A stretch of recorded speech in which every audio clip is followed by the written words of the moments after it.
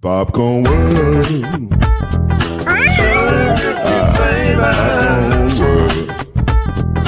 Popcorn World.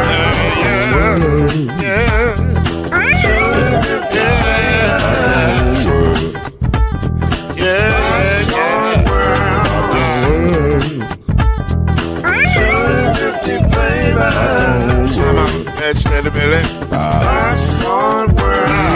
Can I make you groove now? Yes, I can. So you can get this groove in the back of a can. Put the make it round the world and the holes in your hand. Popcorn World. 250 flavors gonna make you smile. 250 flavors gonna make you smile. 250 flavors gonna make you smile. I said popcorn make you smile. Ah. Popcorn World. Popcorn World. Popcorn World.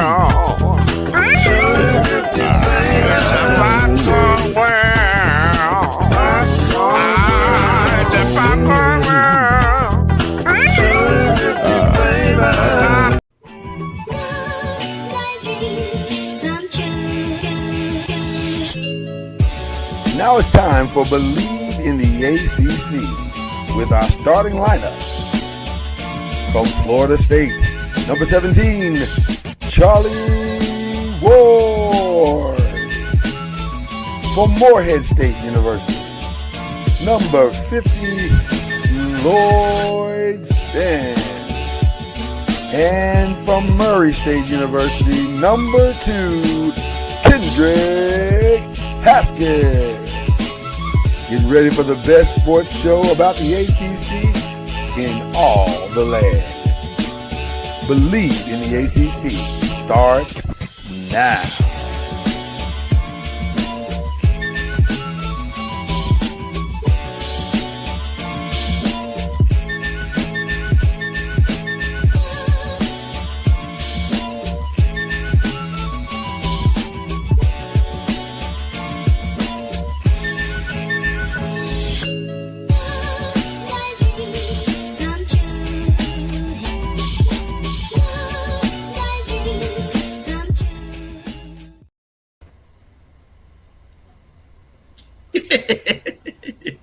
I love it, man. I love it, man. I love it. I love it. I love it. I love it. I love it. It's beginning to look a lot like Christmas, as you can tell by our decorations. We've been decorated for y'all today. Let there be light. Which is cool. My man got the Christmas lights going. Do we have Christmas lights? I don't think we have Christmas lights. I think we just got like stuff to hang on the thing. Well, I mean, there's ornaments. Well, there's some candy canes. We got some candy canes if you need them. But that's about it. Like that's as good as it gets on our end. But yeah. So there you go. Enjoy. You're welcome. Merry Christmas. And also Happy New Year, because this is the last show of 2025. This is it. We, in theory, are taking a break. In theory. Right? Bless you. 2 times. Happy holidays. Happy holidays. So hope you guys enjoyed today. We're going to have a good time because that's what we do here on this show. Okay. This is a mashup. This is our final mashup of the year also. We got a lot to talk about. We want to jump right in because when you have the mashups, there's a lot to talk about. We need to jump right in. We don't even wasting a lot of time. When we return in the year of 2026, year of our Lord. The Lord. In the year of the Lord, there will be a champion, I believe. Look at the calendar, right? Let's see. We'll be off for 2 weeks. So about we'll be close to a champion. We'll be close. We'll have a champion playing in a game. Yes. Yeah, we won't necessarily. Right. Not practice, the game. Right, the game. We'll have a champion in a game ready to do his thing. So, but who deserves is the question. Who deserves to be in that game? That's the real question that we have this morning. So let's start with our own ACC. Miami at Texas A&M will play tomorrow. Is that right? No. They have the Saturday Saturday at noon. They have a Saturday noon game. The schedule makers did weird stuff with the schedule. They put I was going to say first. I was going to say the schedule makers. I don't know what they were thinking about because they got this game early in the day, which has got to be. Alabama game is on Friday. Is on Friday, which is state championship week for a lot of people. Oh, we got across. Right, y'all got Kentucky's got theirs out of the way, but I think Texas. By the way, I'll have a shout out for Texas that you guys are gonna be like, wow. I may even show the clip. I'm not even afraid. It's an incredible situation. But yeah, a lot of teams across the United States, high school football is finishing up. So weird night to be having a Friday night game, but I guess you gotta do what you gotta do. Especially probably the best game. Well, I mean, one of the top two games. The top two games are being played first. It will. Those two games will surely in prime time. Yeah. Well, we're calling them blowouts. We don't know. They may not be blowouts. We've already seen the Tulane Ole Miss game, which I am picking Tulane to cover that 17.5-point spread. You're picking the cover. Wow, because of heart. They got heart. Because they don't have talent. They got the heart. They have their coach and the other one doesn't. Oh, also that part. Did we forget to mention that their coaches won't even be there? Or they will be there. They just won't be there after that game. So that brings up an interesting question. I normally don't draw from a debate that I hear on ESPN because it's ESPN and they got their thing, we got our thing. A lot of the debates are contrived, but this one was actually interesting. They were having a very intense debate this morning in regards to should the group of 5 teams even be in the playoffs. And so I turn to you, Kendrick, first and foremost. Do you think that the group of 5 should even be in the playoffs? Part of me is like, yes, because they deserve money too. And the Power 5 conferences can't hog all the money. And let's be clear, that's what we're really talking about. We're talking about the money. Yes. I know some people try to turn it to the talent. We'll get to that in a second. But at the core of it all is the money. Okay. Yeah. But from a competitive balance standpoint, probably not. Yeah. But, I mean, basketball and football are different because basketball on any given night, somebody can get hot and a mid-major is what we call them in basketball. Mid-major could beat a big-time team. Mm-hmm. It's a little different in football. I mean, could it happen? Yeah, of course, anything can happen. But the odds of it happening are very slim, especially to make a run. Now, you might be able to get a game, but you're not going to make a run like they do in basketball. So I can see both sides of the argument. I know I'm playing both sides of the fence, but I don't know. I kind of do look at it like financially, the big schools don't have to have all the cash. Right. So for me, I get in theory what the NCAA is trying to attempt to do.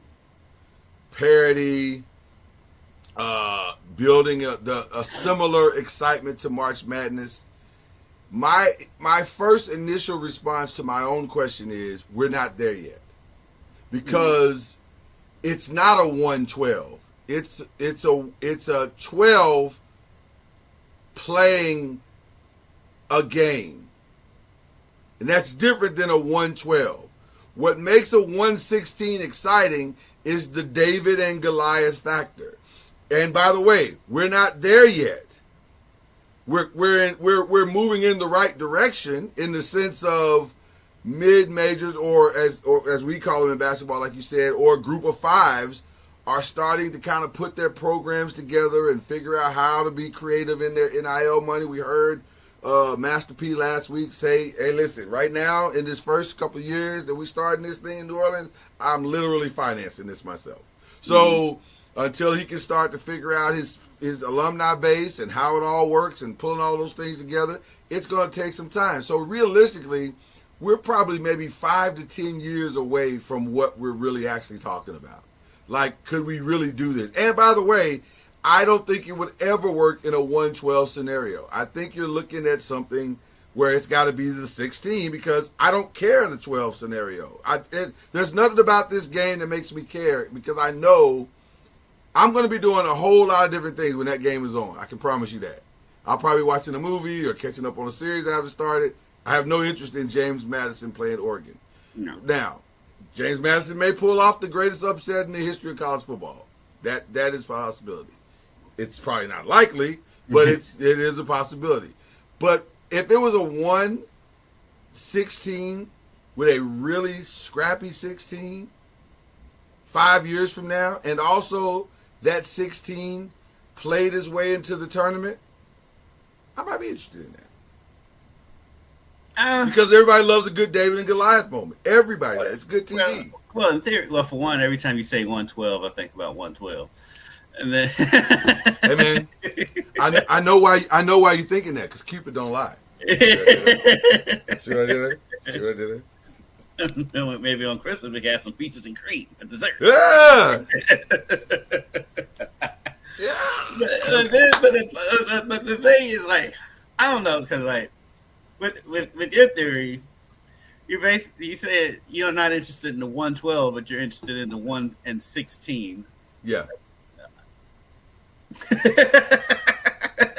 Well, listen. A 1-16 is what March Madness is really at the core all about. It's we are going to run through this tournament versus we believe we can beat anybody.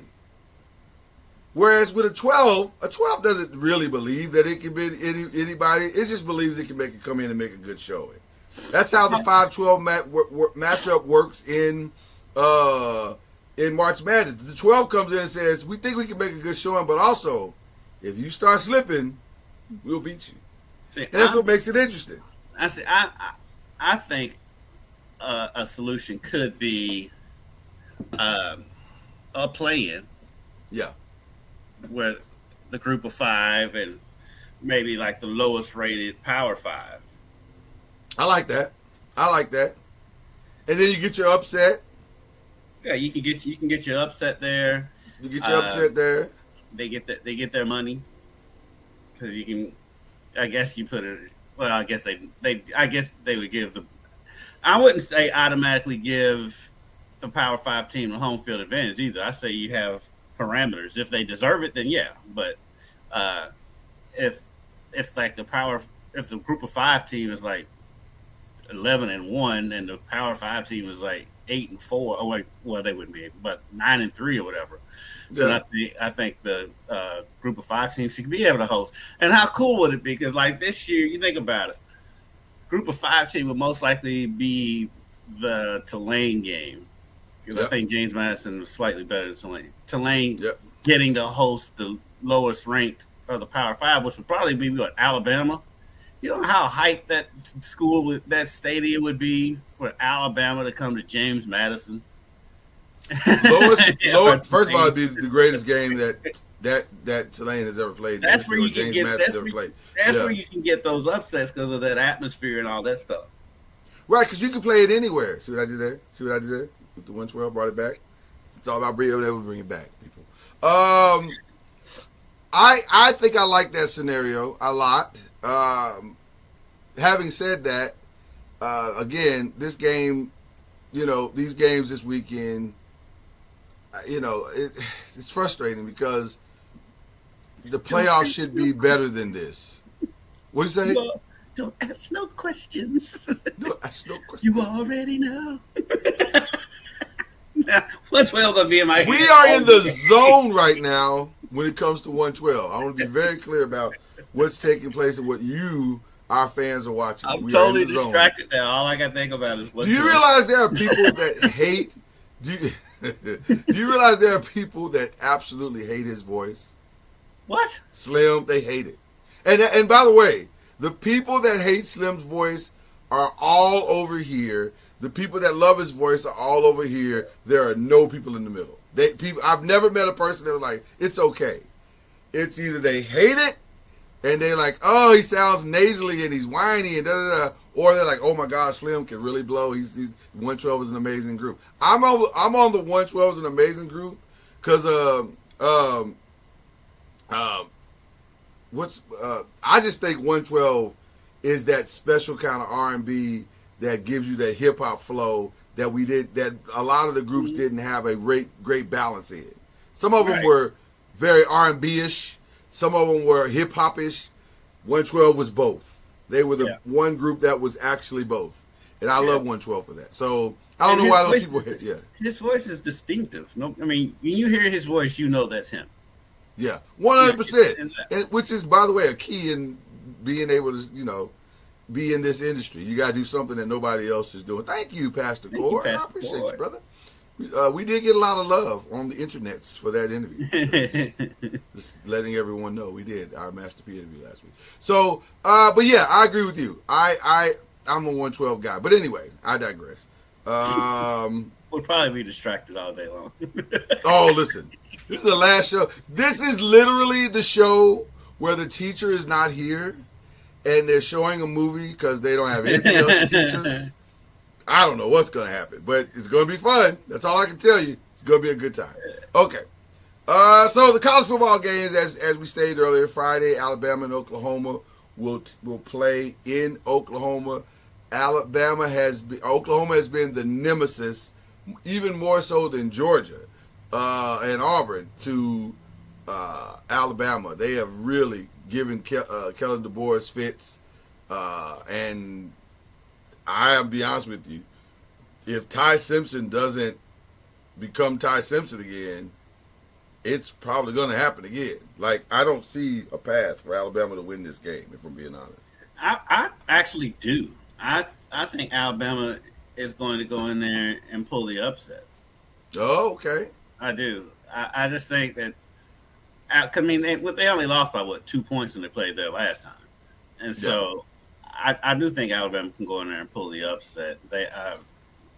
Alabama's just been weird this season. But so is Oklahoma. Weird. I was going to say, so is Oklahoma. Yeah. There's a reason why they're the 8-9 matchup. And their quarterback. One of them probably shouldn't be in the game in the first place, but that's the team I'm picking. Their quarterback was a Heisman, a clear Heisman favorite before he got hurt this year, John Mateer. And then all of a sudden, he went from Heisman favorite to, hey, man, you need to stay an extra year. Like, it happened, like, overnight. So I don't know what happened and how he fell out of the groove the way he did. I know he had the injury. He got hurt. He had the injury, and he never came back from that injury. He came back from that injury too fast. Well, he did, but also, if it lingered that long, I don't know. It was a weird injury because it's a wrist injury on your throwing hand. So I mean, you're a quarterback. So then I don't know. I feel like they should have set him at least a couple of games. They brought him back too fast. That's what it was. Way too fast. When he came back, he wasn't ready, and the statistics showed it. But as the season progressed, he did get better. I mean, he got better. He was fine. Or he became serviceable. He never got back to what he was, for sure. To me, the biggest question mark in this game, and the biggest question mark probably all season that kind of flew under the radar, is what happened to Ryan Williams, Alabama's receiver. He was all world last year. He began the season on another tear.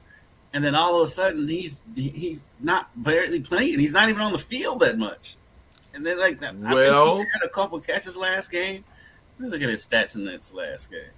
Well, while you're looking for those stats, that brings me to to my next point as it relates to Alabama, Oklahoma. One of the reasons why I'm picking Oklahoma in this game is because I wonder how focused is their coach really. Because he has options. In the SEC championship, Ryan Williams had 2 catches for 33 yards. I'm just saying. And so that brings up a couple of things.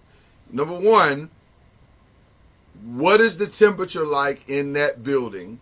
Because if your coach, and by the way, the Kellen DeBoer rumors to Michigan have not even come close to dying down. In fact, they are heightened right now, and there is also a reason why Michigan has not even, you haven't heard one name mentioned you heard.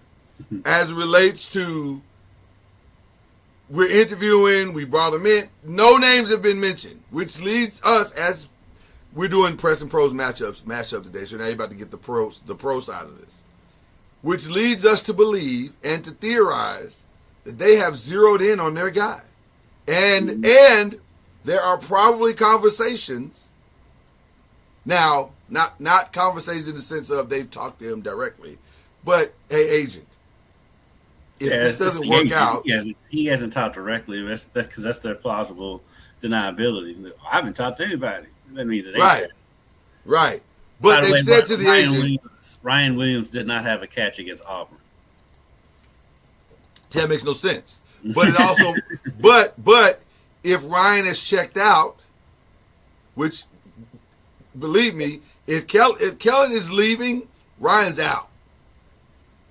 I don't know. He ain't getting the ball now. He may stay against in their game before Auburn. Ryan Williams, 1 catch, 25 yards. That's Eastern. I think he's out. Yeah, I think you can't catch the ball in Eastern Illinois. No, I think he's out. I think he's out regardless of who's there. I agree. That's where I'm at with it. And I think he's not alone. I think there are going to be several players that are out. I think Kellen DeBoer probably knows that. Their first game against Oklahoma, Ryan Williams, 3 catches, 45 yards. See, that sounds like a bad year. That doesn't sound like a bad stretch. That sounds like a bad year. Yes, really and truly. I'm just going up from their last game, so continue. I'm just telling you, a guy who we all think is the second best receiver in the country, behind Jeremiah Smith. Well, that's the conversation that I was hearing prior to this season starting. Yeah, against LSU, 0 catches. That doesn't make any sense. Now, he's that double teamed. He's that triple teamed. At this point, he may have been hurt. I'm not sure. I'll give him that I don't know if he was hurt or not at this point. I think he's out. And I think the Kellen DeBoer rumors are not rumors. Because he can easily shut this down. This isn't even hard. This isn't even difficult to shut down. No, I'm not. Why would I leave? I'm at Alabama. Why would I leave Alabama to go to Michigan? With all due respect to Michigan, I'm at Alabama. It's the pinnacle of college football, the tippy top of the mountain has been Alabama. Yeah, but that's also a very spoiled fan base. Also true. His last good game was against South Carolina. He had 7 catches for 72 yards. Yeah, he's out. I'm telling you, he's out. I think he's out. Against Tennessee, he was the lead receiver with 87. He only has 100-yard game. See, that doesn't make any sense to me. But it's listen. I think Alabama's internal could affect its external. I guess we should have known because against Florida State, that first game, he only had 5 catches for 30 yards. Bernard was getting all the catches. He had 8 catches for 146. Well, in that game, I can understand because if you're coming into that game, that's the first game of the season. Well, if you're Florida State, you know the best player on the other side of the field is Ryan Williams. I got to stop this kid. So you're blanketing him. You got somebody over top of him. You got somebody underneath him. You're not catching the ball, kid. You're not beating us today, which is why they lost the game. So, and by the way, that's the blueprint for the rest of the season as well. Everybody said, "Oh, all you got to do is just stop Ryan Williams." Cool. That's how they end up with 3 losses. So, but also Ty Simpson wasn't very good after a while. He did not play up to the standard in those 3 games that they lost. So now here we are. I'm telling you, I think the external factors, the off the field factors of Alabama are significantly greater than people think that they are. And it would not surprise me if on Monday of next week, right in the middle of our Christmas celebrations, the gift to Michigan would be a new head coach from Alabama. So there you go. I'm just surprised that Michigan's not going for a Michigan man. Remember, they always, we need a Michigan man. All that nonsense. Yeah, I think they are so over that now. The last Michigan man almost got their wins taken away. So I think, I think at this point they're just like, let's just get the best guy we can get at this point. Let's move on. But I think it's DeBoer's job to have if he wants it, and so it'll be interesting to see what he does with it. The other good game, like Kendrick said, is Miami Texas A&M, and if you want to watch it, you got to get up at noon to watch it, because that's when it's going to be on Saturday morning, noon. Your thoughts on that game, Kendrick? I'm just like, why is this game not the 8 o'clock? But actually, for my schedule on Saturday, it works out grand. I can actually watch it.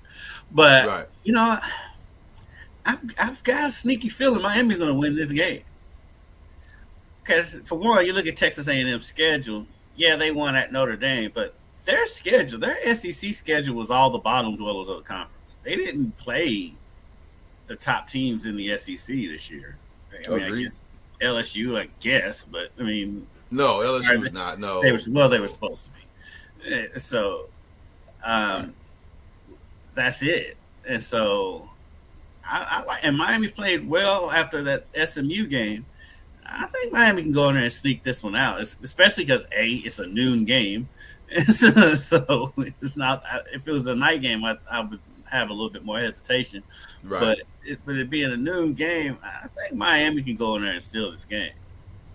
I will say this about that game, and this will be interesting. As much as everybody's going to say the name Carson Beck, and Carson Beck has to do this, and Carson Beck has to do that, Carson Beck definitely has to play better than he has played all season long to win this game. But they got the right guy coming into the game because he's not afraid of SEC defenses. So he's seen it all. He's seen it all, right? But that's not the player that has to play well for them to win this game. The player that has to play well and put pressure on the quarterback for Texas A&M, and they have to keep him in the pocket and make him essentially beat them, is Ruben Bain. Ruben Bain has to be the man-child that we all think that he can be. And so if he can do that, then Miami has a very good shot to win this game. Regardless of whether it's on the road or not. They have a very good... Now, full disclosure, this will be the loudest building that Miami has played in since they played in Louisville. Right? So that game was in Miami. Oh, that game was in Miami. That's right. So this will be the loudest game they played all season. Oh, so, by far. Because I think the biggest stadium Miami played in was 70, and it's their own. Yeah. And A&M's bringing 100. So it's going to be crazy.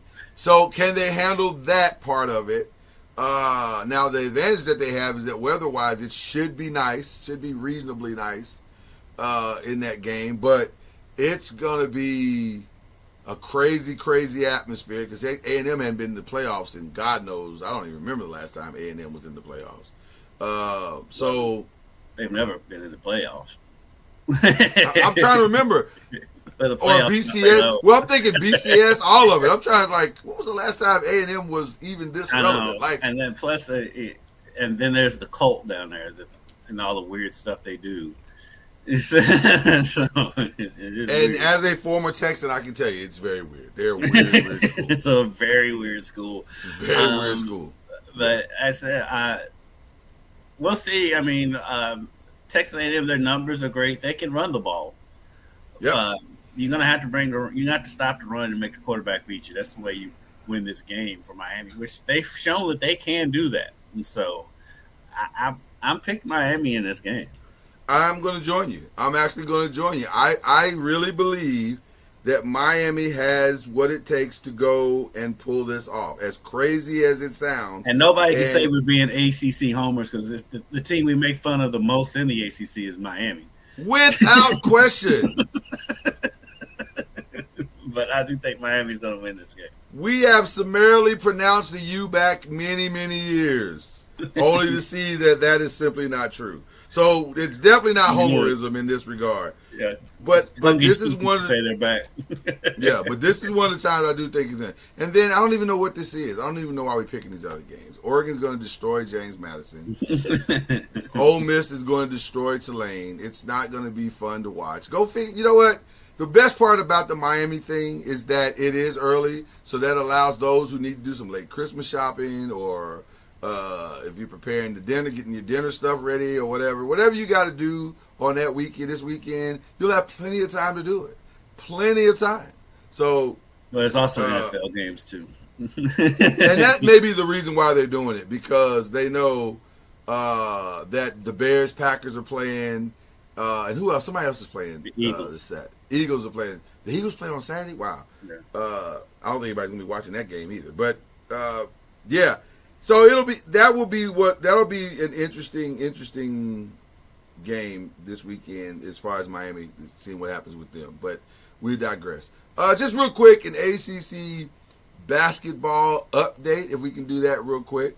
Yeah, 'cause we haven't done much basketball yet this season. We haven't done much in the rankings. Duke is number 3 currently. Louisville, a unique loss. It wasn't unique to them, because that's how they've lost both of their games. Well, you know what's interesting? What I'm finding out about Louisville as it relates to on the road is that, because I actually thought they lost this one far different than they lost the first one. This one was clearly about Mikal and what he brings to the offense as it relates to stability. They looked, I don't know how much of the game you got a chance to see, but because Kendrick has been very busy, people, very busy. But they were really offensively unstable the entire game. It was helter-skelter. It was one-on-ones. It was bad ball rotation. It was a lot of weird, uncharacteristic of a team that has been averaging 94 points a game. It was the complete opposite of the way they played. And the only factor that was different was Mikal. He was on the sideline because of his back injury that they didn't know he wouldn't be able to play for. Mikal's kind of been dealing with that back injury all year. I will say, though, it still looked the same as that Arkansas game. The only difference was they came back, and that was Mikal. But I don't think Mikal would have made that big of a difference in this game. I think they may have lost by 10 or 12 rather than 20. But because the reason why they lost is bigger. And I don't even think it has anything to do with the road, because Kelsey's teams were good on the road. They were good last year. It's the bigger teams. That's the Achilles heel of this team. It's teams with size. Arkansas is one of the biggest teams in the country. Tennessee is one of the bigger, stronger physical teams in the country. And that's what the difference is. Because I love Mikal. Mikal, he hasn't played great the last 3 or 4 games anyway. And so, I think that losing him right before tip-off does throw off the game plan, so I'll give him that. But I don't think he makes up a 21-point difference in the score. And the only reason I disagree with that is that as I watched that game, again, the one thing that I thought was interesting, and I agree with you that the physical size is they're finding it very challenging right now. Their bigs are 9. We talked about that before this year started, that their bigs were the X factor in whether they win, they make a significant run to the Final Four, or whether they're out in the first or second round. So, and it's still that. It still is that you're still waiting on Pryor to really kind of catch up to where he needs to be. What's his? Begins with an F. I always mess up his name. Fruit. Yeah. Fruit. I don't know why I want to call him Fruit, but it's Fruit. It's no I, no U, no T. It's just a U. I mean, no I, no T. It's just a U. Yes. So Fruit. Right? That's how I'm gonna remember it going forward. But he's got to become physical. He's not physical. He's finesse. He's slow. He's still. And he's right. Khalifa are slow. I can almost deal with the slow if he's physical. If you could get strong, yeah. When he's determined to do what he wants to do, he's not that slow. It's just sometimes it takes him a second to think. To process it all out, yeah. Yeah. Well, because with Khalifa, he is just slow. So Khalifa's slow. Yeah, he's very slow. He's very slow. And I feel, though, right now, if the big is going to step into that role, it's going to be Pryor or it's going to be Frew, because at least they've shown flashes of it. They need Pryor because Hadley at the 4.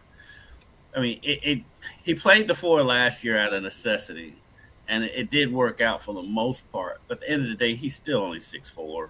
He's not a 4. Yeah, he's not a true 4. I think they list him as 6'6", but he's closer to 6'4". Right. And because his game he doesn't look like the same player as he was last year. And I think if Pryor can come back and play the 4, you can move Hadley back over to the 3. Then I think you're doing a lot better. Plus, they need Kanai Roots to show up in bigger games. He's been playing well against some of the lesser opponents. He had a good game against Memphis, but like against Arkansas, against Tennessee, he was basically a no-show. So they need Kanai. He's a sophomore, and he plays like a sophomore, like you used to sophomores play. So you can't get too upset. But they do need him to get a little bit more consistent. But that's also why I say you felt Mikel's absence, because when he's out there, you have to play that offense differently, because you know he can hit that 3 from anywhere whenever he wants. And so now you have to play him straight up, maybe even bring some double teams off his angles. And then when you can do that, that's what's giving them those wide open shots. So when when Pryor is shooting that wide open shot, he can hit it. When some of the other guys are shooting that wide open shot, they can hit it. But without that, without that, there is no X factor to offset the size. So Tennessee was able to play everybody straight up. There was nobody. Those guys don't make great contested threes. They make great, we rotated the ball and I'm open threes. and that seems to be the deciding flow or deciding factor in both games. Arkansas as well. They did not rotate the ball right. They did, and when those guys have to shoot a contested 3, that's not their ministry. That's not what they do. They shoot. We rotated the ball right. We came off some pin downs. We came off some screens. Came off some curls. I'm wide open. Boom. Now I'm shooting that 3. I can see the basket. I can let it go. Conwell can make contested. Conwell's the only other one that can shoot it, but he's not getting. But see, when he's asked to do that and bring the ball up and set it, that's not his ministry. He's like, that's not what I do. I shoot the 3 is what I do. I shoot it. So when you take everybody out of their normal rhythms, then it becomes problematic. And that's what Arkansas was able to do. That's what Tennessee was able to do. And so it'll be interesting seeing the rest of the season if another guard can, which is ironic because this is kind of the same problem they had last year. Can another guard step into the role of functionality for this team so that the drop-off from the point guard is not so dramatically exposing all of the weakness of Louisville's interior and their contested shooting. So that's going to be the weird thing. Well, Woolley played well in that game. It was his first start. He's kind of the backup. I still put him more on. I put him more on the bigs and the guards. I can't put it on the guards. The guards. I totally understand why you say that. I do. I really do. So, yeah, the bigs have to be better. Frew has to be better. 100%. I give Pryor a little bit more leniency because he's coming off the ACL, and Khalifa is too. He had a major knee injury too, and so, but they have to get better. Period. I mean, one or two things got to happen. Yeah, you got to put pressure. Yeah.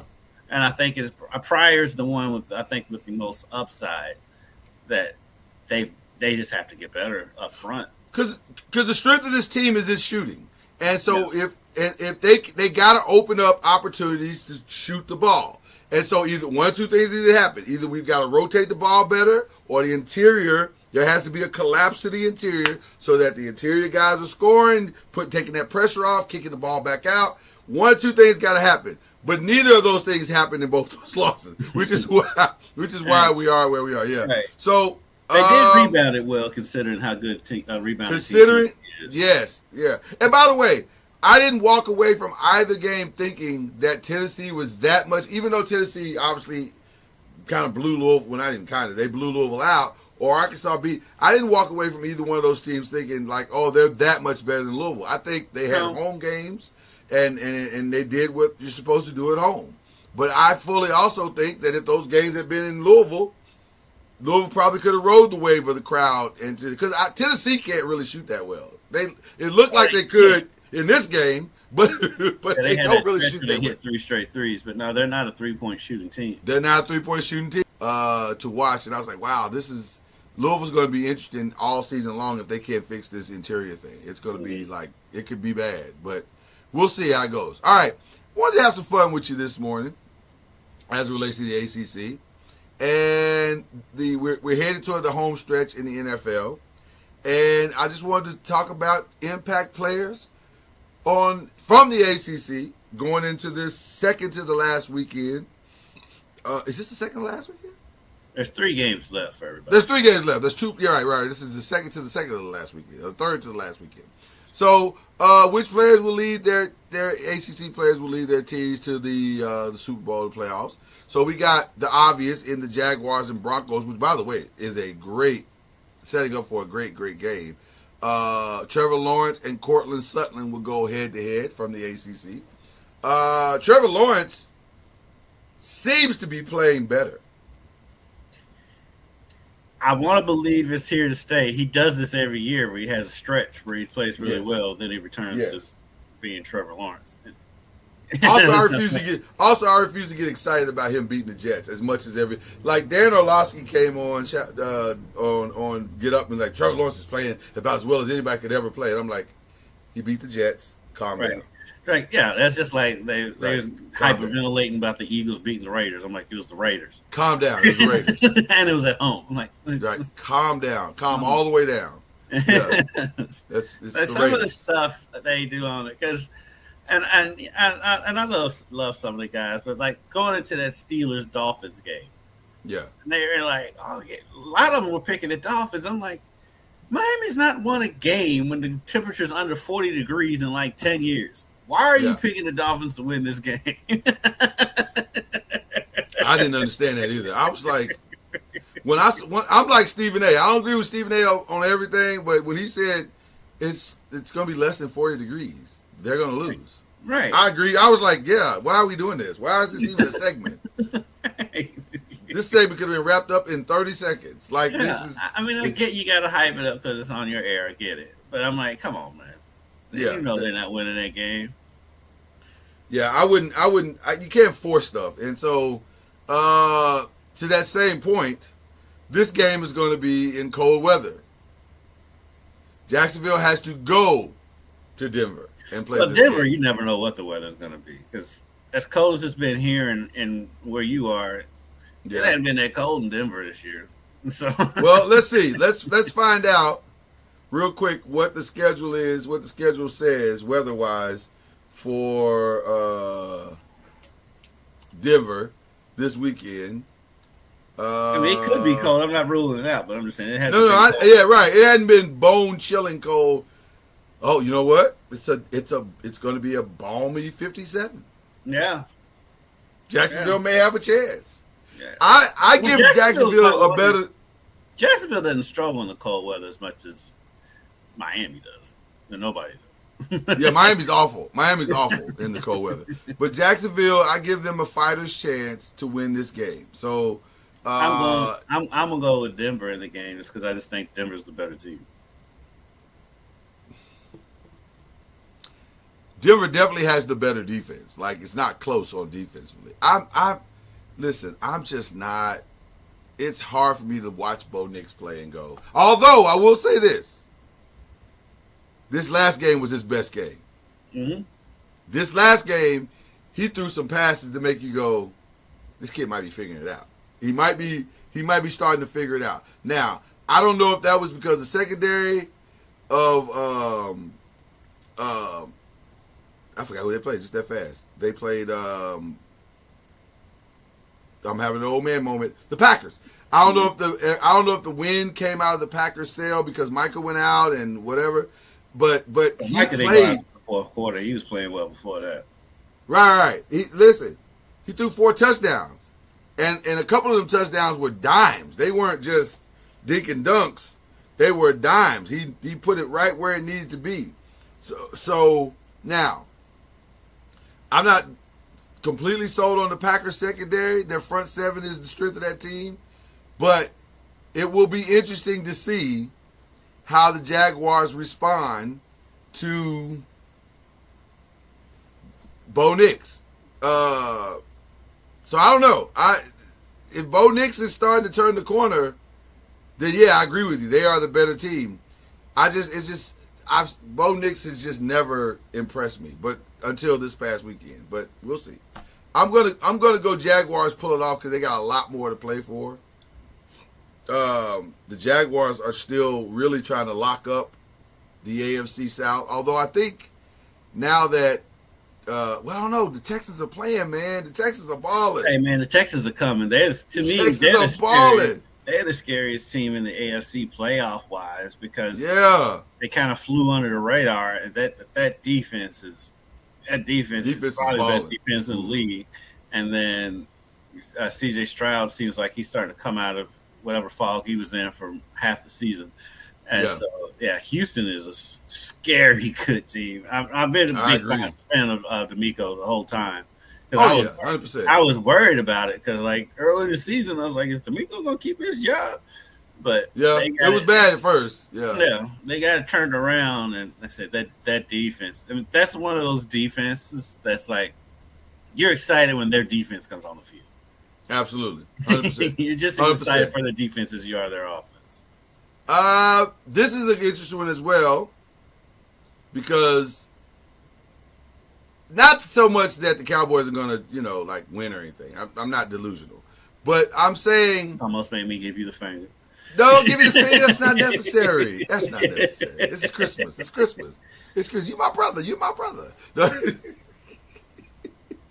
What makes the game interesting to me is Omarion Hampton.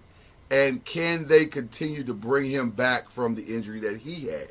Because when they were at full strength, they looked like the best team in the AFC.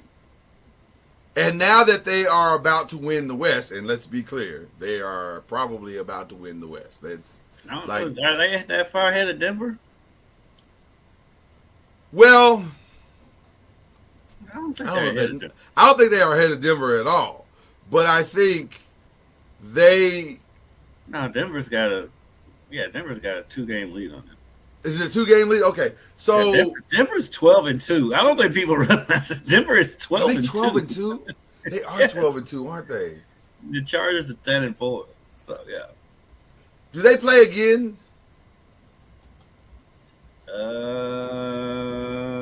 You know what? Yes. Yes. They play. Let me use my new split screen. They play. They do play again week after that. Love the split screen, by the way. This is the greatest thing that ever happened to a computer. So they need Denver to lose. They need Jacksonville to win. And they have to win out in order to win the division. Yeah. So. Okay. All right. Which, by the way, is a possibility. It is very much a possibility. But I like what the Chargers looked like when Omarion was playing at his best. And yes. Yeah, he's somebody that we were all excited about because we saw what he could do in Carolina. But he kind of felt he got injured early. Yeah. I'll be honest with you. My questions with the Chargers are not with him. As much as hype as he gets so much hype, and I'm like, this dude disappears a lot. For all the hype he gets, disappears a lot.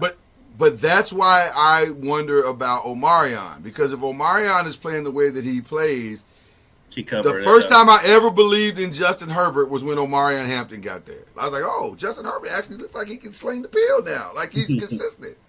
But when Omarion went down, like, oh, that's the same old Justin. That's the same old dude. Like, he ain't no different. Plus, I'm salty for the way he treated our girl, Lloyd Rutledge. I'm like, come on, bro. You know what you're supposed to be doing. First of all, that's strike one. Okay, sir, that is strike one. Like, get your tall, lanky self together. And we all have bad days. I'm going to stall you out. because we all have bad days. But don't let that happen again.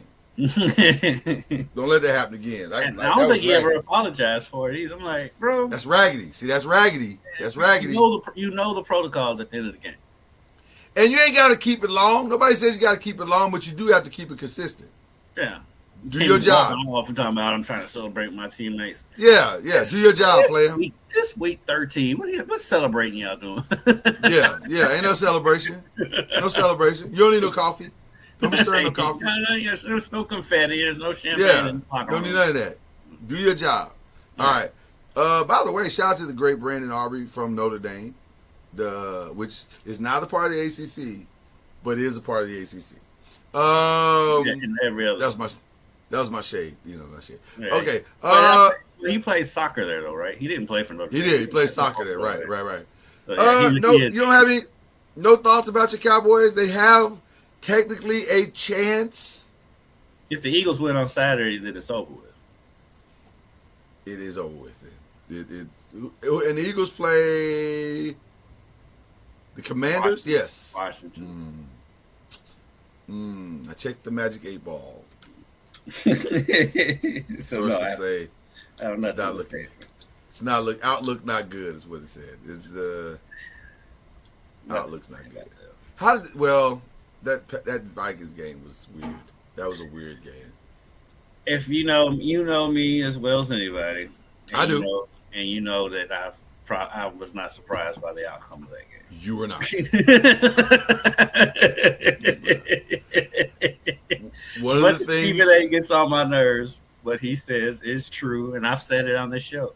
Yeah. As soon as expectations roll up for this team, that's when. And by the way, lack of better terms, when they S the bed. And by the way, had all of us, and I mean all, convinced, like, you know what? They could run the table.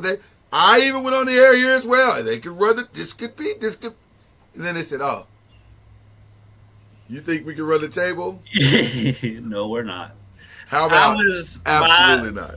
The reason why I thought Dallas was going to catch the Eagles was because I thought the Eagles were going to keep losing. It had nothing to do with Dallas. It was more about that, right? The Eagles. And by the way, still a possibility, because I do not believe that the Eagles are fixed in any way, form, or fashion. Now, the blessing for the Eagles is that they're playing the Commanders.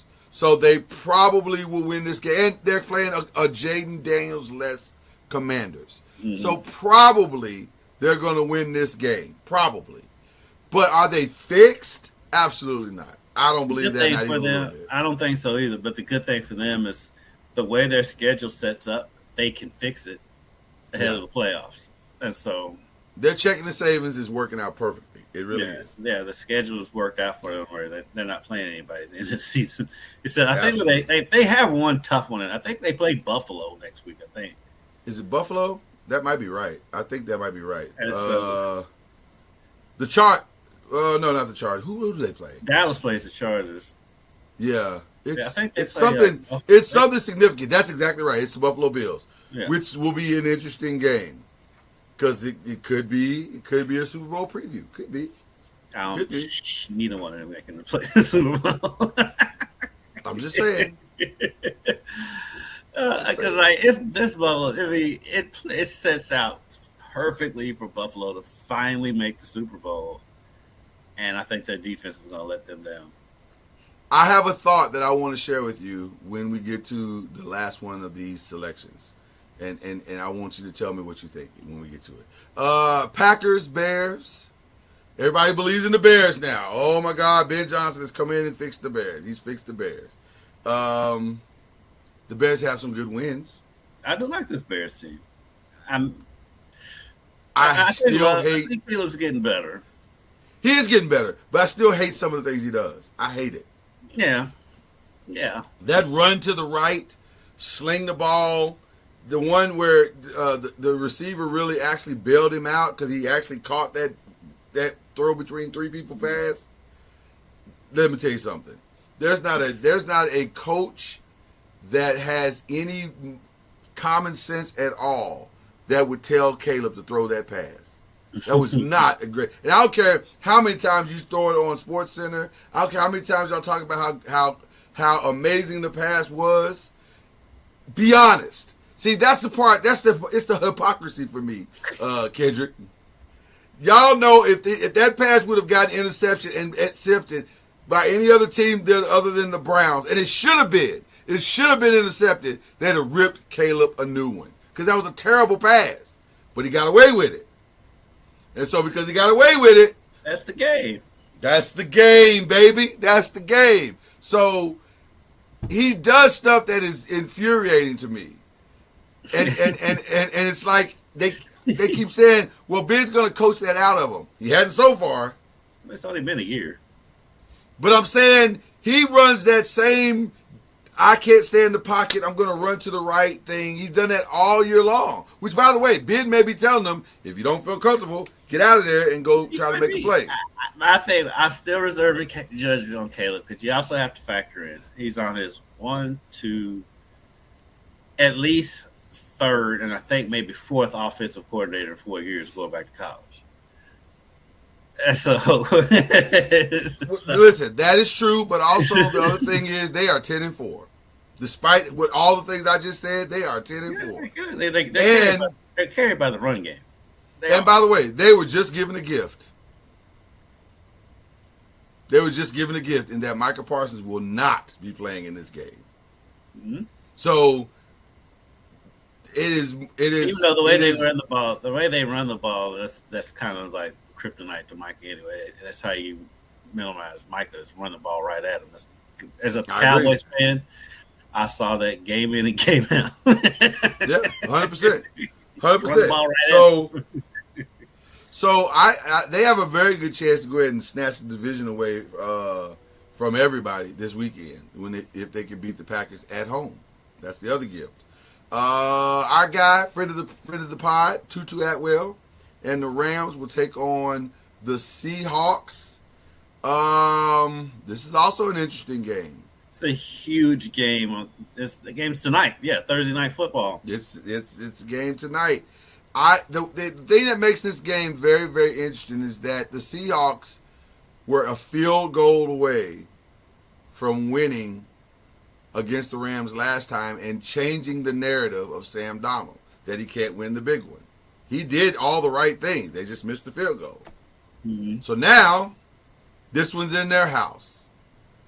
What is the weather going to be like on this? I'm just out of curiosity. This is going to be. Is there a weather update here?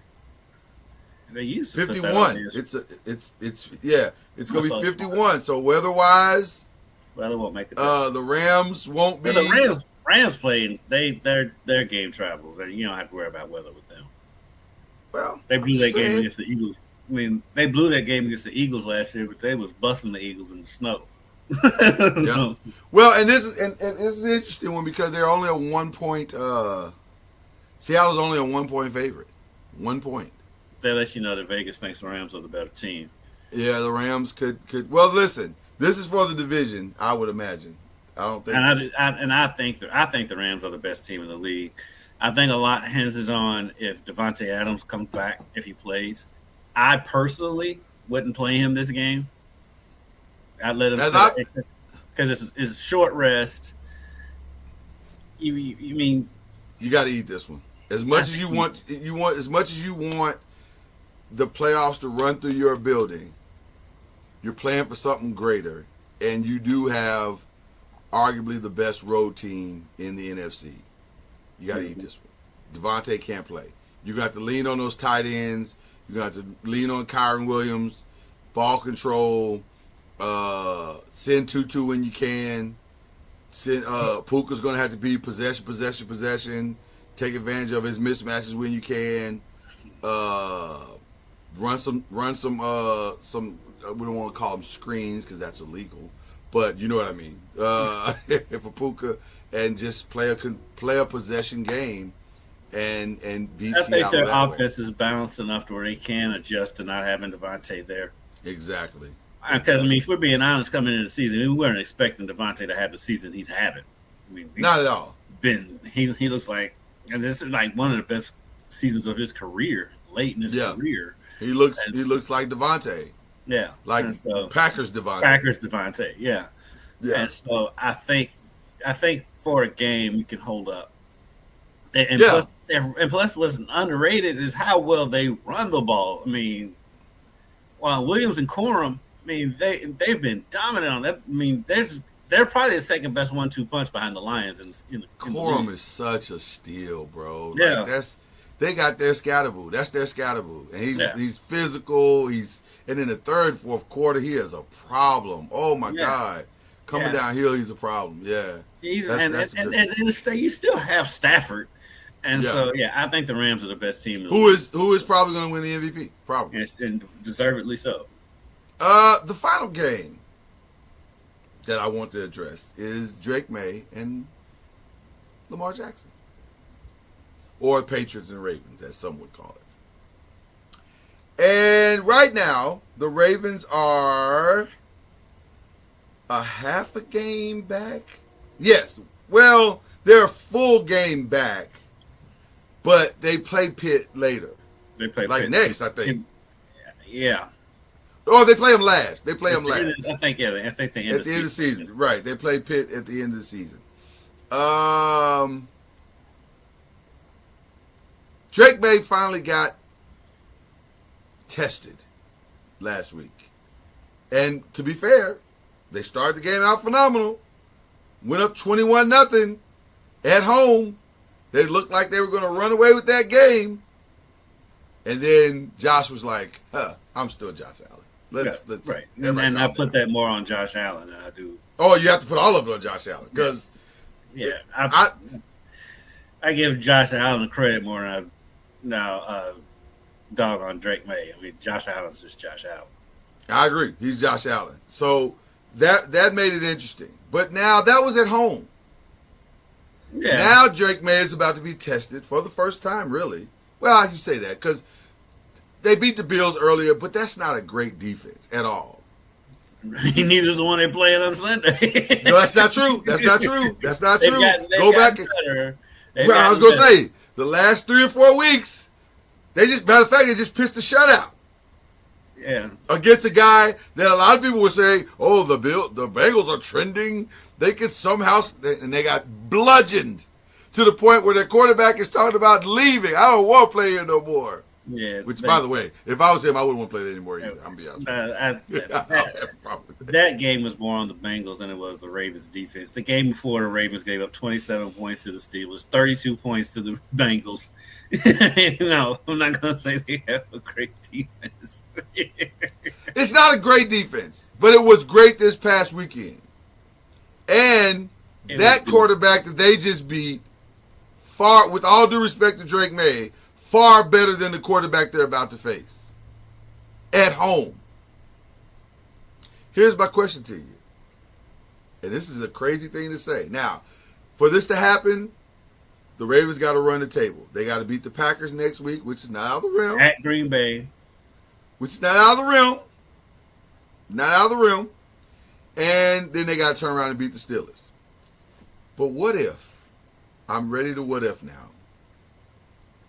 All of this madness has happened. All of this craziness has happened. And at the end of January, the 2 teams that started this season, and we all said, wow, those look like the 2 best teams in the AFC. What if it all comes back to that? And it's the Ravens and the Bills in the AFC Championship with their best chance by far,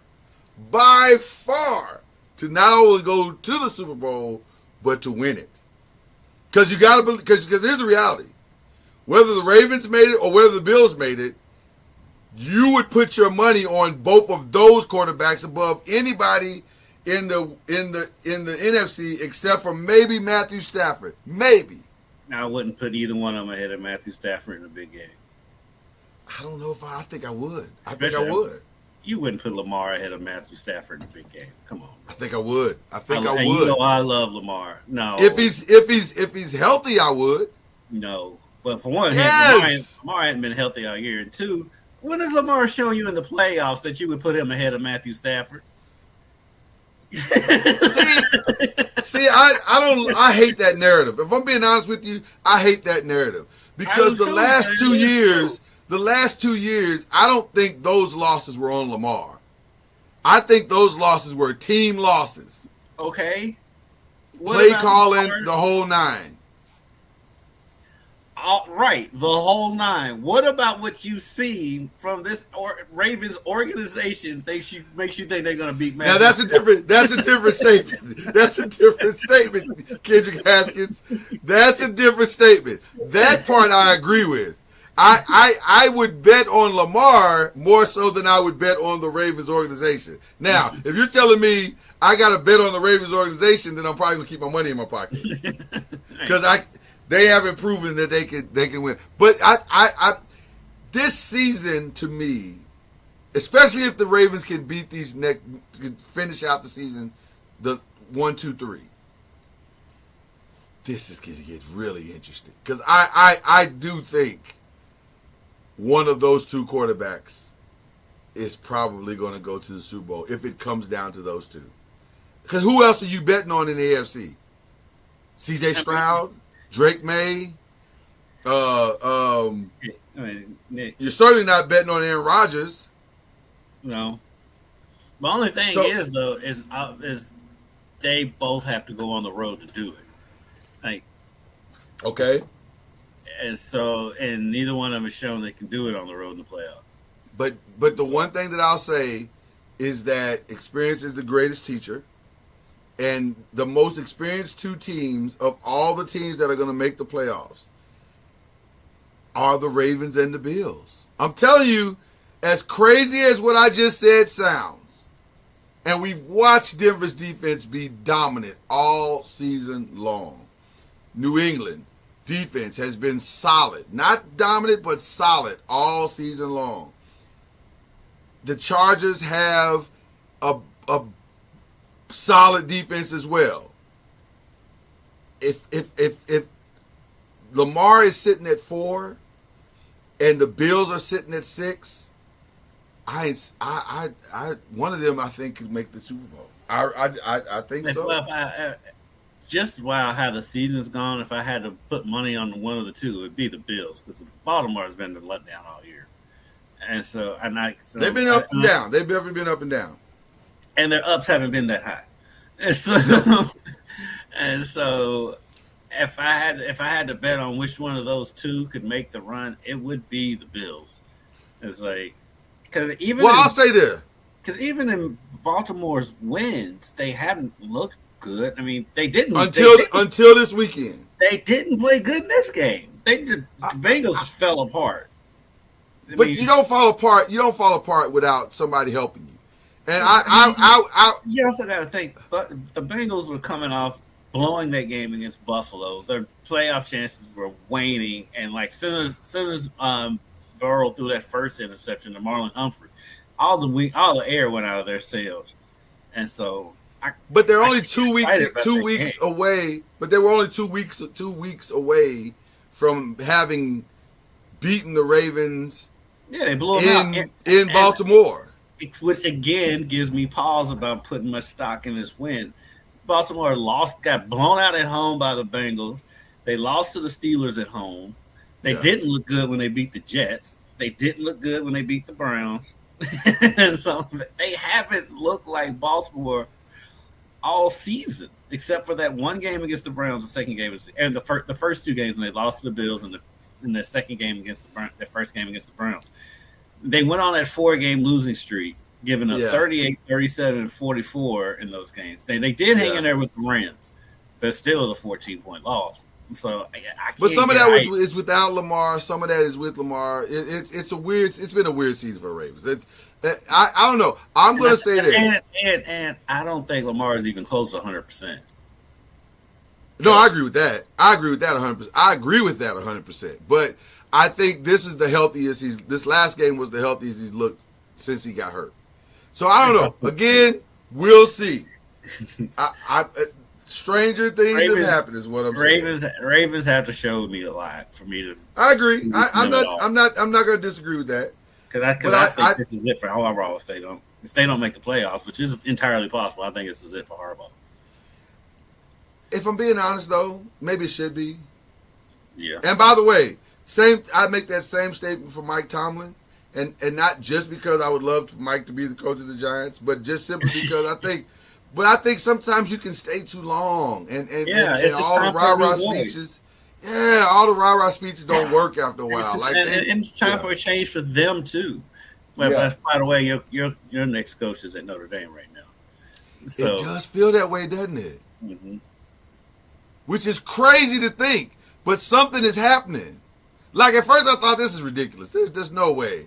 But now as the weeks go on, I'm like, is this really going to happen? Like this starting to feel like this is actually going to happen. Which is crazy to me. I'm just being honest. Listen, take the Giants hat off. Set it aside. Mike Freeman, don't do this. Don't do this, man. You are in a great situation. I don't know if I would do, because the window of opportunity and now the only reason I would do this if I was Marcus Freeman. I said Mike Freeman. Marcus Freeman. The only reason I would do this is if they fired Joe Shane. If they fired Joe Shane, then I'd do it. Because now I get to control my whole thing. But Joe Shane, he got you Jackson Dart. And did he? Did he? Because the reality is, no, that's not true. Joe Shane didn't want to take Jackson Dart. Brian Daboll wanted to take Jackson Dart because he was so pissed at the Shador interview. Which, by the way, I think they got the right guy. I'm not even complaining against that. I do think they got the right guy. But Joe Shane wasn't all in on Jackson Dart. He got you Scatterboo. He got me Scatterboo. And I'm thankful for that. And he got you your defense. And he got you Neighbors. He got me Abdul. I'm grateful. I'm grateful. He's not going anywhere. Listen, I don't think, I'm of the opinion that Joe has not done as horribly as a lot of the fan base wants to say that he has done. I think it's better than you think it is. The Brian Burns thing has worked out tremendously well. Yeah, he's in the top 5 of sacks. It's worked out. Surprised that you was talking about getting rid of him. I'm like, for one, he hadn't been there long. Well, the reason why I say get rid of him, if you're Marcus Freeman, is because with all that he has done, Joe Shane has done, you're still 2-11. And you're that over the last few years. So, do you want your future tied to this guy? The answer is no. You want to be able to get your own guys in, start fresh, and be able to build your own path. So that's the only reason I would say don't do it. At least not now. But at the same time, if not now, when? So it's a real conundrum. But plus, you also got to think of he's rebuilding from the clown show that was before him. The clown show. Which I thoroughly enjoyed. I know you did. I didn't like it. I didn't like it. That dude literally set us back a decade. Not even joking. He literally set us back an entire decade. Yeah. Wow, it's unbelievable. Yes. We've been crawling out of that hole, that Gettleman hole, for a decade. Please bring it back. No, we're good. Back. Put him in an advisory role. We're fine in the East. We're fine in the East. We're good. We don't need any more problems over there. All right, so that's all the ACC we got for you guys. We hope you enjoyed that. Switching hats to the Press and Pros. Kendrick, guess what?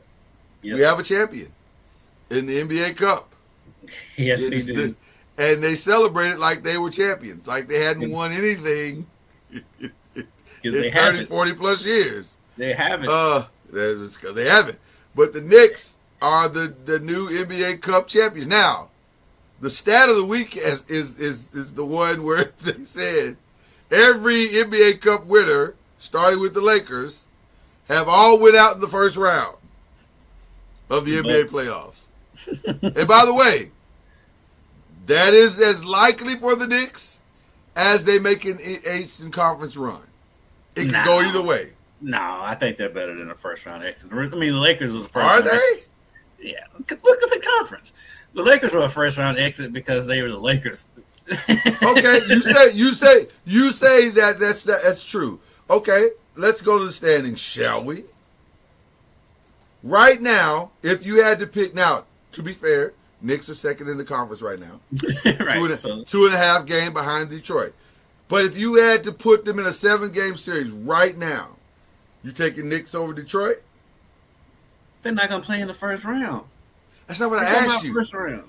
That's not what I asked you. Are you taking Knicks over Detroit? We were just saying that the winner of the NBA of the Cup has lost in the first round of the playoffs. So why are we talking about what would be potentially the Eastern Conference Finals? Okay, all right. I'll play your silly game. I'll play your silly game. You made this. Are you taking the Knicks over Cleveland? You think Cleveland's really going to finish the season there? That's not what I asked you. I adjusted the game to fit your criteria, and you still don't want to answer the question? Okay. So hold on. First, we got to do this. 7 through 10 is the play-in.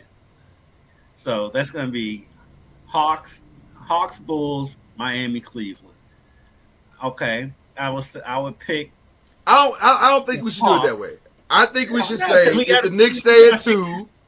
We got to figure out who would be that 7th seed. That's so we have. No, I agree with you. But I'm saying any 4, 6 through 9 could be in that spot. Is what I'm saying. 6 through 10.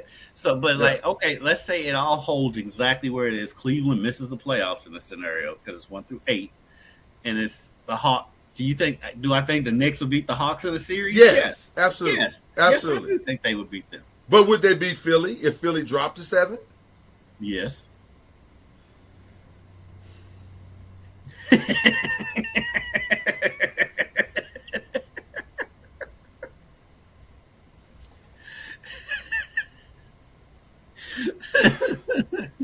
It's interesting. Philly's interesting. The teams in that house from 4 down. Yeah, the Knicks beat all of them. From 4 down, the Knicks can beat all of them. So people who don't have ESPN in front of them, from 4 down. Boston, Orlando, Philly, Celtics, the Magic, Atlanta, Sixers, Atlanta, Miami, Cleveland, Chicago. Only team in that group that I would be scared of if I'm the Knicks is the Cavs. You're not scared of Miami? Because Miami beats them a lot. I don't trust Miami. Nobody trusts Miami, but that's not the point. Miami somehow figures it out and ends up beating the Knicks. It'll be a great all the time. Okay, I'll give you Miami, but if you're the Knicks, you're not worried about Boston right now. You're not worried about Orlando because Orlando, half their team's not going to even be there when they play in the playoffs. Okay. Philly, Embiid, so in and out, they can't get a rhythm. And then Atlanta's Atlanta. The Bulls are scrappy. I do like the Bulls. I like that Bulls. I like the Bulls. Yeah. I watched that Bulls-Cavs game last night, and the Bulls led that game the whole way. Even though the Cavs did some weird stuff at the end of that game. Because, there was a stretch in the fourth quarter where Donovan scored 10 straight points, and they took him out for a stretch, and Chicago took over the game. It's like, what are we doing here? As crazy as this is going to sound, I think their coach could be in trouble. No, I don't think it's crazy at all. Because they should be way better than this. They should not be 15-13. They should not, right. They should be way better than this. What is the problem? And I gotta give this man his flowers real quick because I never saw this coming in the NBA for him. Kobe White is a player for the Bulls. He is so good. I never thought he would be what he is. You know what it is? His basketball IQ is way higher than I thought it was. Yes. He's a much smarter, much more efficient player than I thought he was coming out of school. I was like, he's just a dude. He's just a guy that runs fast and can get to the basket sometimes, and that's what I thought he was. Now I'm realizing that's not necessarily true. Those things are true, but also he has, and I don't know if that's just the development of him, because maybe it is, but whatever he has done between the time he left school to now, he has become a very complete player. And you're kind of like, wow, this kid can really do a lot of great things. So, I agree with you. I just looked at their schedule, though. They went on a 7-game losing streak. Not only was it a 7-game losing streak, they didn't lose to good. They lost at the Pelicans, at the Hornets, at the Pacers, at the Magic. That's not a bad loss. Home to Brooklyn, lost again to the Pacers at home. Got beat by Chicago. And they got beat by 32 by Golden State at home. And they're still in the 10th spot, by the way, just to let you know. So they're still in the 10th spot. So when you ask me if I'm worried about the Knicks, no, I'm not worried. I just asked the question. Now, if I'm being, listen, somebody's got to take the opposing point in this. We agree so much sometimes we just have to take the opposing point. The truth is, I think the Knicks are probably, for sure, if not the second best team, they're the first best team. Like, I like the Knicks chance. Only reason why I can't pick the Knicks to win the East, because at some point the Knicks will nick. That's the only thing that scares you, because the Knicks will nick. But they looked unnickable this other day. But also, Wembanyama only played 20 minutes. You got to wonder, had he played the whole full 40, I don't know. So it's interesting. The Knicks are very, very interesting. But they did win the cup. Yeah, that. I will give the Knicks that. They are always interesting. They are and always. Fans will always overreact to the smallest. Oh, yeah. Yeah, one of these days we're going to have a conversation about the most delusional fan base. We'll have a full show of delusional fan bases. And we're talking all the way across the board, by the way. Like, not even just basketball. Like, who has the most delusional fan bases? Notre Dame is probably number one. And then Really? Yeah. Notre Dame is number one? Yeah. Notre Dame is number one. Notre Dame is number one. Absolutely not. Because you're trying to say the Cowboys. The Cowboys. Yes! The Cowboys have won since Notre Dame has won. That is true. Now that is true. That is very true. 3 times since Notre Dame. That is very true. That is very true. That part is very true. But also, nobody believes that they're going to win a championship every year more than the Cowboys. Nobody. Notre Dame is right there, dude. Notre Dame. I don't know if it's more than the Cowboys. See, you're looking through your own prism. You are the most balanced Cowboy fan I've ever met. So you can't look through your own prism. I lived in Texas. Nobody is more delusional than the Cowboy fan. They are out of control. So, but also, you could throw the Yankees in there. Yankees. I can throw them in there because they at least either get there or they have won. It's been a while since they won, but they do get there. So they do get there. I can't throw them in there.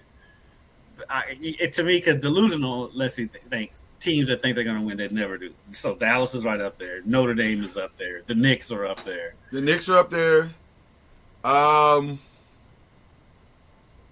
Across, we're talking across all teams, right? You can throw the Islanders in there too if you want to. You really can throw a good chunk of the SEC in there. The SEC. The SEC as a whole. As a whole. Yeah. Delusional. And you don't even have to stick to college football. You can pick a sport. I'll let them go with that. I'll stall them out last year because they were the best basketball conference last year and they did win the national. They still think they're the best basketball conference this year. They don't think it anymore. Now that the season has started, they don't think. I would hope not, but I don't know. They've gotten their heads beat in by. Listen, man. I want my wife to continue to love me the way Greg Sankey loves the SEC. That's what I want. I want that diehard, delusional, ride or die love. I don't think I want that.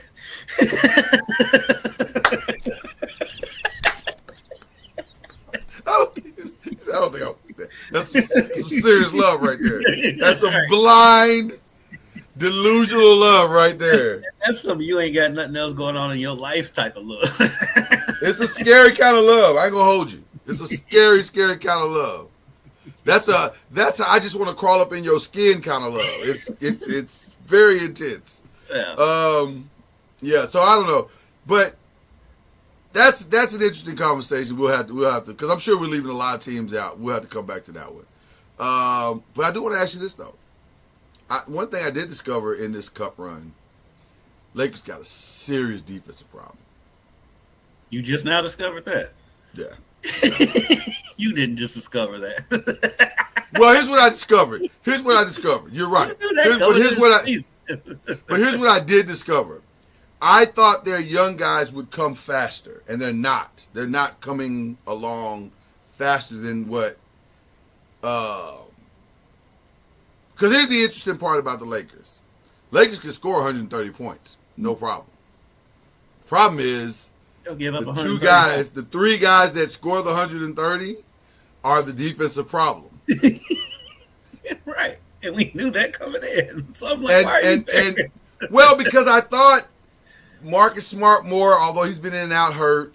I thought Vanderbilt, now that he's healthy, would be more, and he has clearly lost the trust of his head coach because he's in and out. Although he played well, that was a weird game. That Suns game was bizarre. I don't know if you saw any of that. I read a lot of it. I didn't see. I wish I could have seen it. And by the way, was not a game that I was going to watch.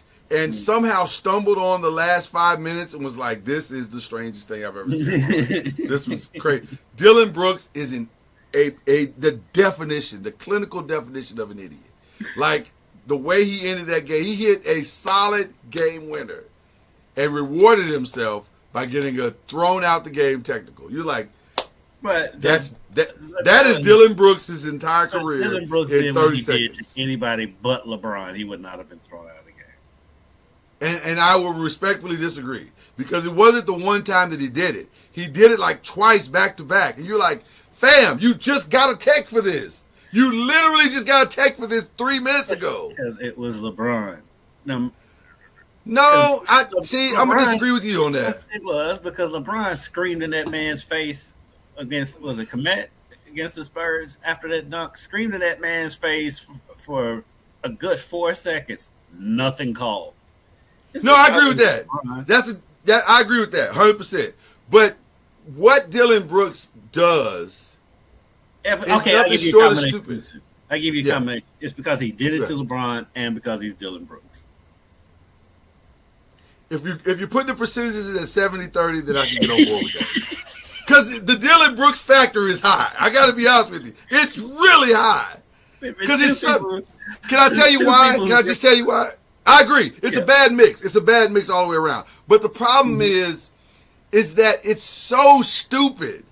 Because Dylan Brooks does stuff that doesn't require, like this battle that they're having is only in Dylan Brooks' head. Dylan doesn't give a fuck about Dylan Brooks, but Dylan Brooks thinks he does. And so that's why it's so stupid. It's like, fam, that man don't care about you like that. You're not a real rival. You've won nothing. That's why him and Ja Morant was such a good pairing, because they're both irritants. Yeah. Irritants and two of the most delusional people on the planet. So that's why it makes it so dumb, because you're like, why are you doing this? It's not helping your team. And you just hit the game winner. That's why you couldn't have the two of them on the same team anymore, too. Yeah, because that was going to end real bad. That was going to end real. It was already ending bad. It was going to end worse than that. So it was just a dumb game. But anyway, the Lakers got to fix. That's why I know the Lakers are going to make a trade. They have to get somebody out there that can offset. If you're going to keep Austin Reeves, which it appears you're going to do, although maybe you're not, I don't know, but you got to get somebody out there, at least 2 or 3 guys out there that can play solid defense and save Luka and Austin Reeves and LeBron from themselves. LeBron can't play defense like that no more. He can't, bro. He's Olay, bro. I think what the Lakers are doing is they're just going to ride this LeBron thing out till his contract's up. They'll make because he's got the no trade. If they can work with him to for a deal where they end up landing Giannis, then maybe. But outside of that, and plus, I don't think the NBA is going to the rest of the league's not gonna play ball, and so I think they just riding this thing out with LeBron until it's over. Well, let me say this. And I can understand them doing it. Yeah, absolutely. Let me say this. The Giannis thing, as much as I enjoy teasing everyone about it, it really does seem way out there. Only for this reason. Only for this reason. I just, like you said, I can't imagine. They don't have nothing to give them. Well, no, I don't agree with that. I think they have pieces to give them. What? Well, okay, okay. Name the team that does have something to give them. I'll wait. Spurs, Thunder, Rockets. The Spurs don't have anything to give them. It's Giannis. It's Giannis. They're resetting no matter who they trade with. They're resetting. The Thunder. That they have something to give them. They definitely have something to give them. Because if they can, but now why would? Well, listen. The only thing better than being a good team is being a great team. So, if the Thunder had any, if they want to be diabolical, they can work it to where the Lakers don't get Giannis no matter what. Because they can be like, let me ask you a question. We'll get into this trade just to keep him out of LA. I don't even want to deal with that no more because you just made this really interesting. Chet Holmgren? I'd give up Chet for Giannis. And Isaiah Hartenstein? Why not? You don't have to. You don't have keep to. Isaiah Hartenstein. But I think you got to give up Chet and you got to give up one other player. Picks. You have to. Picks. But you can get no. Picks are coming too. Have you seen some of the trade ideas for Giannis? Yeah, I've seen some of them. It's 3 picks and 2 players, and that's where we're starting. None of them do that. I think the Thunder could make this interesting. That would be interesting.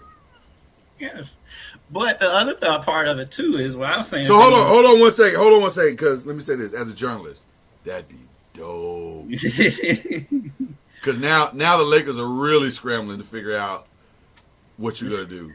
But see, now. But the other part of the diabolical part of it is if the Thunder wanted to be vindictive, just strictly against the Lakers getting Giannis, they could include their picks in a 3-team trade with somebody else. Yeah, so they just throw the whole thing off. Yeah. I mean, the Thunder they have that much power in the NBA right now. And by the way, that is a smart play by them. Because if Giannis goes to the Lakers, it does shift the balance to 3 teams now. Now we got Thunder, Spurs, Lakers for the next 15 years. That's the 3. Mm-hmm. So it would behoove the Thunder to try to muck up the trade. Because I've even heard, as weird as it sounds, I've heard some Giannis conversations to the Spurs, and I even heard some AD stuff, which I don't understand for the Spurs. I don't get that at all. Because how does that help them? Like, that doesn't help them. I can see it. Because AD, all of it depends on AD's health, which is always. But that's my point. I mean, yes, that's always the starting point. But just skill set wise, I can see it working because AD wants to be a 4. He doesn't want to be a 5, and he can step out to where he's not clogging up the lane for Wemby. Now you got 2 guys that can step out. I don't know. It's just weird. I think it works. That works in today's NBA. Yeah, that works because you can go 5 wide. By the way. Does that beat the Thunder? Having 2 guys out there that can't guard the perimeter? They just beat the Thunder the other night without them. But that's because they had guys that could guard the perimeter. Now you got 2 guys out here that are going to get ran around. I wouldn't say Giannis is necessarily. I mean, not Giannis. Wemby's going to necessarily get run around by 5. Ooh. No, he's gonna get ran around by in mismatches. You're gonna put Wemby in some pick and rolls, and now he's got to try to recover, which he can. I mean, he's long. He's that's like right. Yeah, that's like. And then also AD's but then also AD's in pick and rolls, and you can run around him, and he may though. Once he hits the ground, he's out for 5 games. That's just. I can see that lineup working with AD and. I don't love that one. I mean, plus that's part of his AD's age too. So that's the other part. Like, what's the point of that? I can see that working though. But I like as a journalist, I like the Thunder throwing themselves in the mix just to muck it all up. Mm-hmm. That sounds fun to me. Making me But also Thunder, don't do that. Stay out of our business. No, do it. The fan of me says stay out of our business. I want it because this is the mind your own business. This ain't got nothing to do with y'all. Drama. It has everything to do with it. It has nothing to do with you guys. Speaking of problems, just sit there. What do you think the Warriors? You silly. What is the Warriors' real problem? Is it just that they're old in all the wrong places? They're old and kept getting older by bringing out Al Horford. Yeah, that did not young them up in any way, form, or fashion. When they made that trade, like, what are they doing? Yeah, I was like, that's your splash trade? Like that's your splash signing? Dude that's same age as LeBron? I think the Warriors are running into what happens with all great teams. They keep wanting to hold on to it, and it's time to redirect. I think they need to get out from under Draymond Green. You think it's Draymond is the problem? I don't even necessarily say he's the problem, but I think you need to get up from under it and start rebuilding. And you got to, you got to totally rebuild. Now, you can't get rid of Steph, but you've got to get a clear line of these older guys out of there.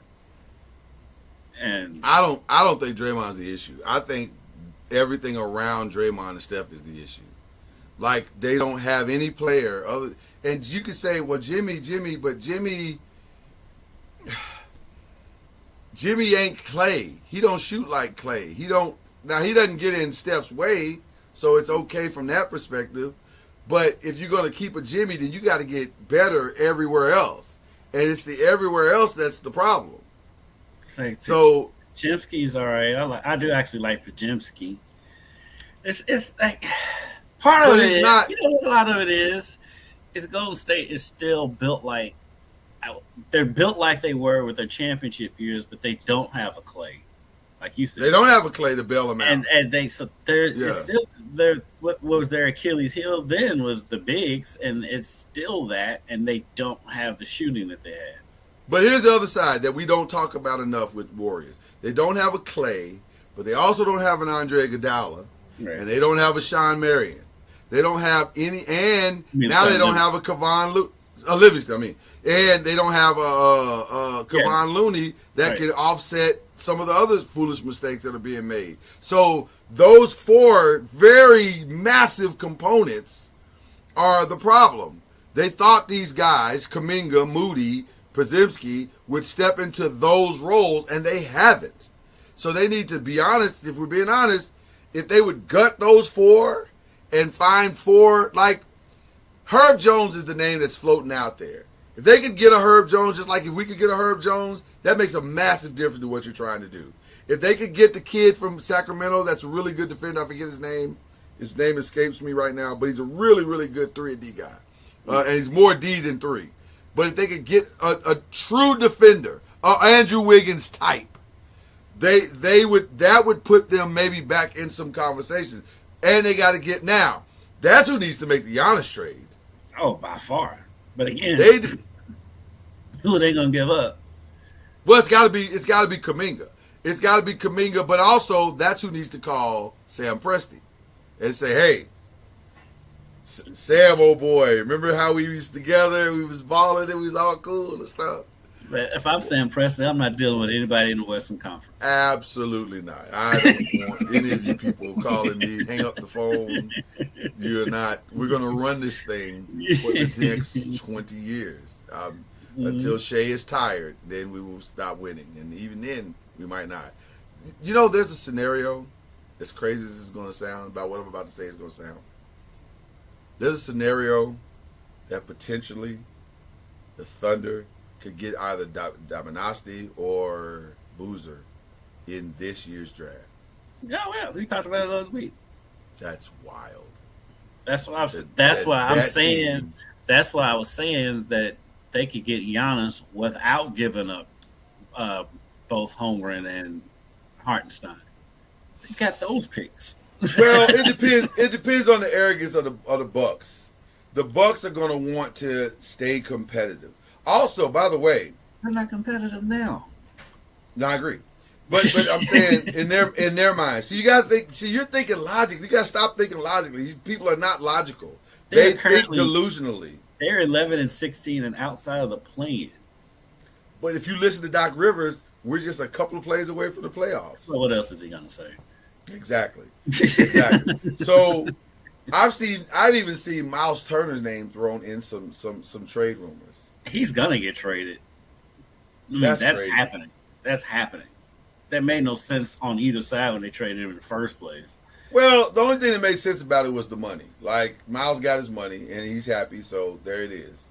But you're right, from a competitive perspective, that was senseless. That made no sense at all. Especially in the Pacers, and it made zero sense. If I'm the two teams that will make the entire second half of the season interesting is Dallas and Milwaukee. What they decide to do will be the dominoes that makes everything else go. And if Lex Luthor in Oklahoma decides to play ball with anybody, if he decides to get involved, then it will be a very the run up to the trade deadline will be extremely interesting. Give you a funny stat that I just realized. Absolutely, I love funny stats. The Pacers have 6 wins. 2 of those wins are 2 of those wins are against the Bulls, who were at the top of the conference to start the season. You're asking me if the Knicks should be worried. I just asked. I have to ask the controversial question. That's what I do. I ask the tough question. It'll be interesting to see. So that's pretty much it. What are the Christmas Day games? Do you remember? By the way, just as a side note, as we get to the other stuff, we're still in NBA, but we're talking other stuff. Do you like what they've done with Inside the NBA TNT for so far? Yeah, it's still the same show. I love No. I'm saying scheduling wise, more so scheduling wise. Do you like what they've done scheduling wise? Yeah, it's been fun. Can I tell you, I love it because it feels like, and I think this is where we're headed, that by the time the finals come, we're going to get Inside the NBA for the finals, which we've never had. Right. Which would be awesome. That's the best part of it. That's the best part. So I love that they're ramping up these guys to be in our face for the best part of what the NBA season is. I don't need them I love them in December and I love them in November. It's awesome because they're just funny and they're amazing. But I would love to see them when it matters the most. Oh God, yeah. Oh God, yeah. That's the best part. That's the best part of the whole deal is that we got. That's the best part. Yeah. But so the Christmas Day slate is incredible. Let's talk about it. Because they looked at the NFL, was like, all right, you're trying to infringe on our day, but we're gonna throw this at you. Noon, Cavs at the Knicks. Nice. Next game, Spurs at OKC. Very nice. Which, by the way, that is the rivalry. That's the rivalry. That's the rivalry going forward. That is the rivalry. Okay, keep going, sir. Following them, a little bit of a drop off. Mavs at Warriors. And that'll be the time we eat. Right. Yeah, because it's 5 o'clock. Yeah. 8 o'clock. Rockets at Lakers. That could be interesting. Yes. That could be very interesting. Yes. Because that might be the game that triggers everything that happens in January. And that's the game that is going to go down to the end. That's going to be the game. That's probably going to end up being, if we're being real, that's probably going to end up having the best finish out of all of this. And for the reason, here's what's probably going to happen. I can see the Lakers. That's at home.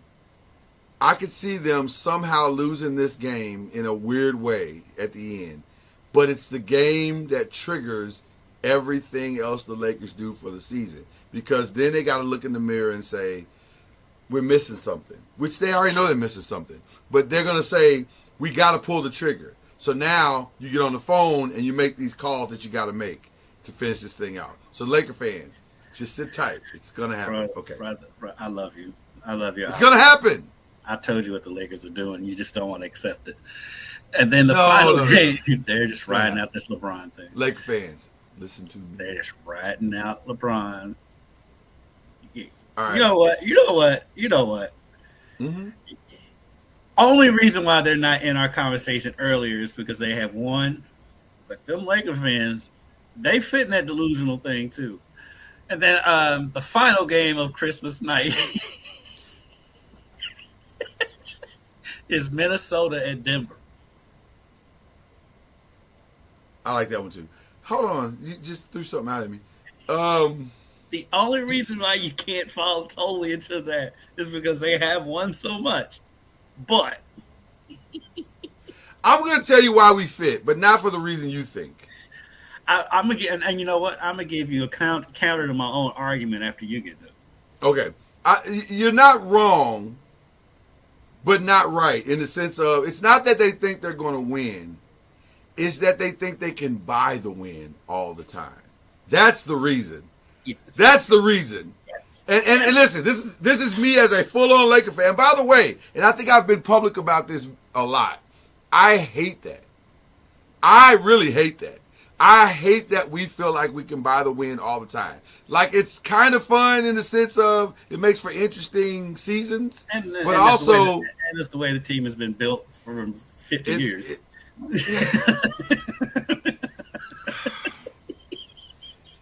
Yes and no. Yes and no. We had this conversation last week that the last yes and no. The Lakers was Kobe.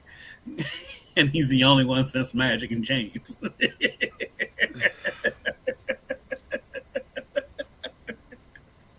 But my argument against the no part is that, or with the no part, is that yes, at the superstar level, there's get somebody.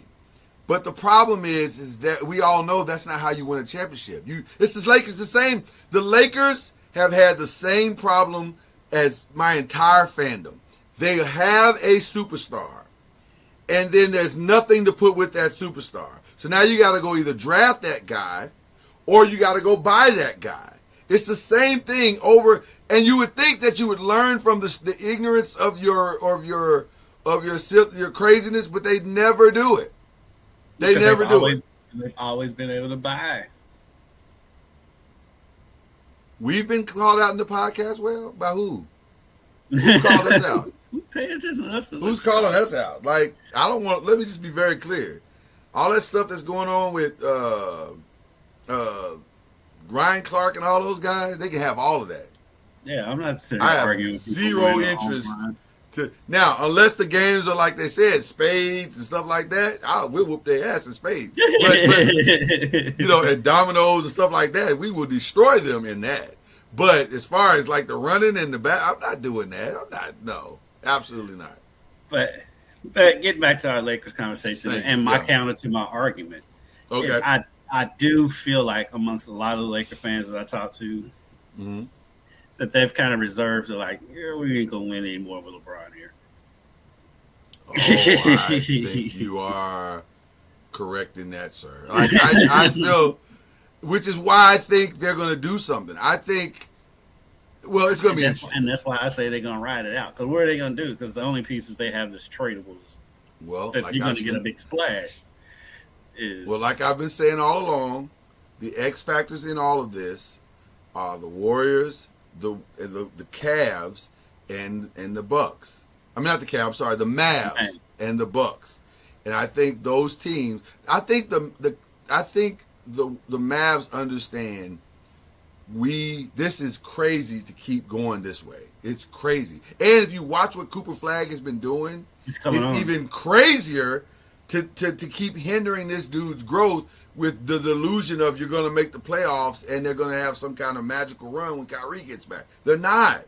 So why not just sell it all off, build around this kid, do a deal with OKC. Maybe they'll get in a deal with you, give you one of them mini draft picks that they have, and you get some stuff back. Like, you just got to stop fooling yourself. Sometimes you got to be honest with yourself. Yeah, and I'm gonna go ahead and take the L because I kept saying they're gonna end up with the better end of that trade. They didn't. Yeah, that's done. Because I think, I do think they're gonna end up trading AD.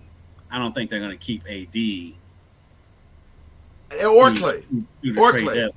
I don't even count Clay in there. No disrespect to Clay, he plays a role player at this point. But I think AD. Because they'll get the most for AD of anybody they trade. Yes. And I just don't see that lasting through the trade deadline. No. I think they got to just sell it all off. But I feel the same way about the Bucks. What are you waiting for? Because if you keep mucking around with this dude's going to force your hand, and now you're really stuck. Because now everybody knows that you're trying to force his hand. So, I think the Bucks are kind of just waiting until the trade deadline to get the best deal. I think they are. They're going to try to wait as long as they can, but I don't know how advantageous that is, especially if all the signs. But see, for the Lakers, again, the Lakers' real problem is not getting Giannis. The Lakers' real problem is deciding what to do with Austin Reeves. Do you want to pay this guy who has clearly earned a $200 million contract? Do you want to be the one to pay him that contract? And the answer probably is no. Because while he is a great offensive scorer, he's the third scorer on any championship team at best. And you're paying your third scorer $200 million and he can't defend anybody? That makes no sense. So you got to do something. You are correct. Yeah, you got to do something. They've got to do something. I mean, I'm not saying that they waiting out LeBron is their best plan.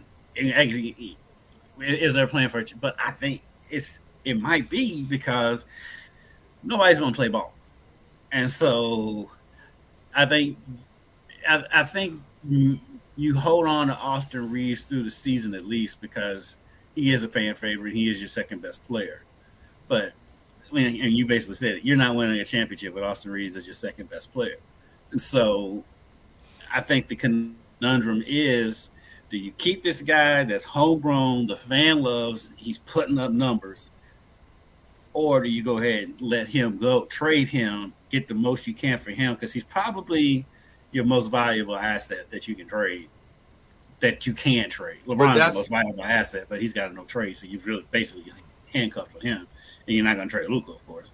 And so he's your best option to trade. Do you go ahead and trade him, get the most you can to start building around Luka going forward and preparing for LeBron to be gone? I think the Lakers are, even though in the standings they look closer, I think the Lakers are a good ways away from a finals. Well, the interesting part about where they are. Yeah. Well, well, here's the problem. It's OKC, and then it's the field. Like, OKC is so far. We didn't realize it at the time, but now we are starting to understand. OKC is 4 years ahead of everybody. Mm-hmm. Literally 4 years ahead of everybody. Mm-hmm. And so because of that, if there was no OKC, then you would say the best possibilities for a championship are probably Denver, Lakers, Spurs. Mm-hmm. But because there is an OKC, there is no possibilities for championships unless people make significant trades. I think I might put a healthy Minnesota ahead of the Lakers. I would not. And I would put the Rockets ahead of the Lakers too. No team featuring Rudy Gobert at the 5 is going to win a title ever. I'm not saying they win. I said I put them ahead of the Lakers. I would not. For what? Because you're not winning the title playing 4-on-5. I'm not talking about a title. I'm talking about who has the best chance of winning. I put Minnesota ahead of the Lakers. I would not. I put the Rockets ahead of the Lakers. I would put the Rockets next to the Lakers. No, dude. I'd put the Rockets next to the Lakers because of Alfred Sengun. Right. I agree with that. Yes, and then you still throwing KD in there, and so and Thompson, those three, their big three, which is not even considered a big three, is better than the Lakers starting 5.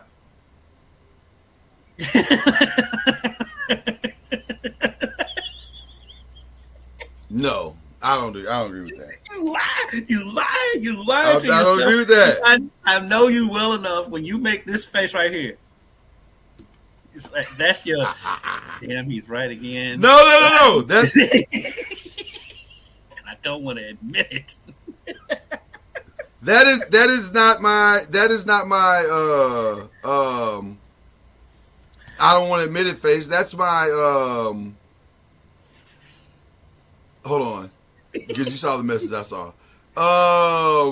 That's my I don't think it's as far away as you think it is, face. I didn't say it was a wide gulf. Yeah, that's what I'm saying. So I'm saying Rockets and the Lakers play in a 7-game series. I'm taking the Rockets.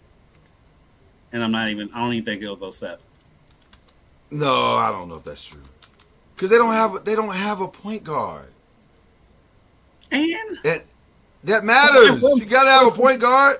for one, Reed Shepherd has made a huge leap like I thought he would.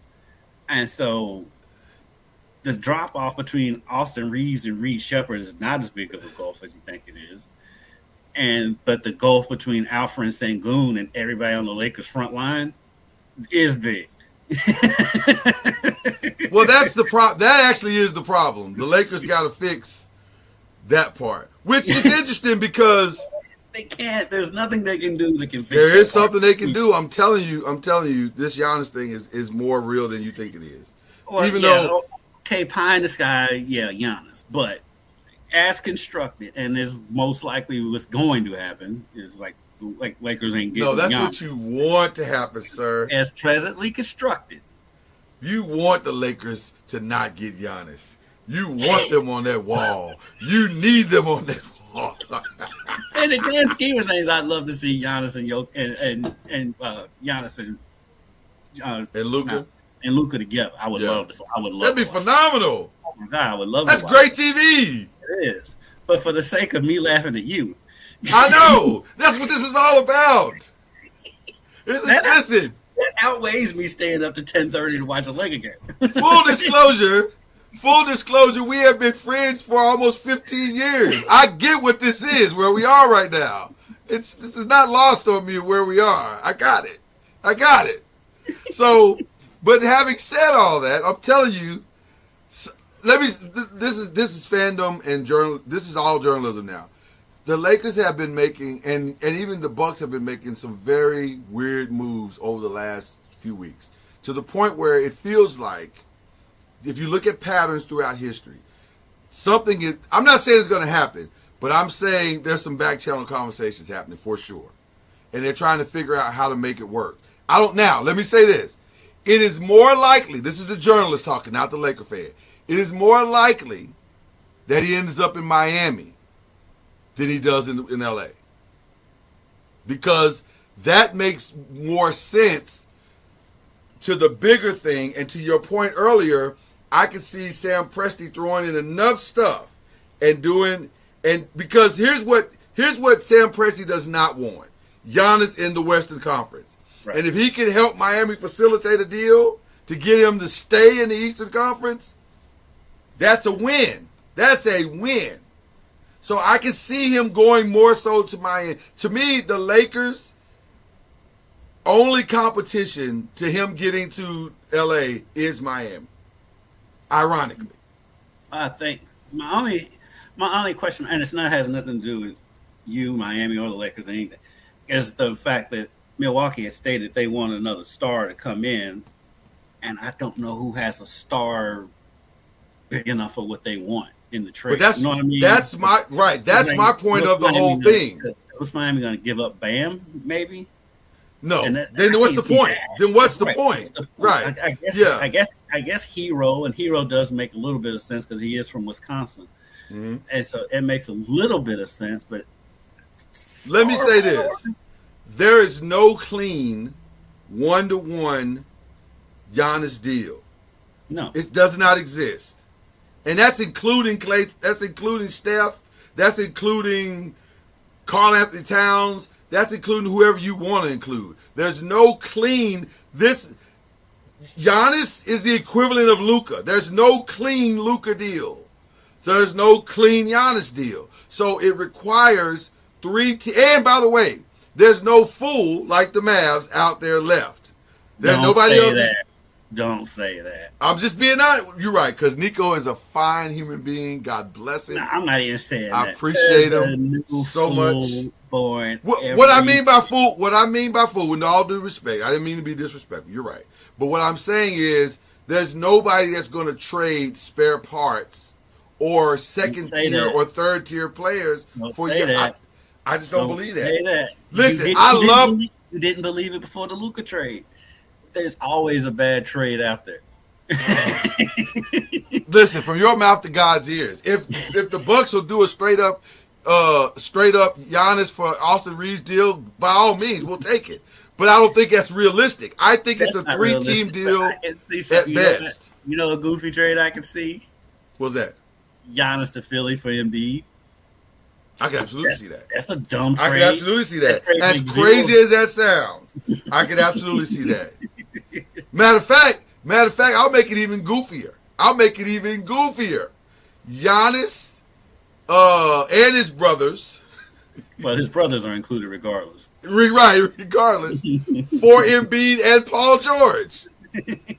Yep. And Philly gets to absolve themselves of all of that foolishness. So you're right. There is the potential for something crazy happening without question.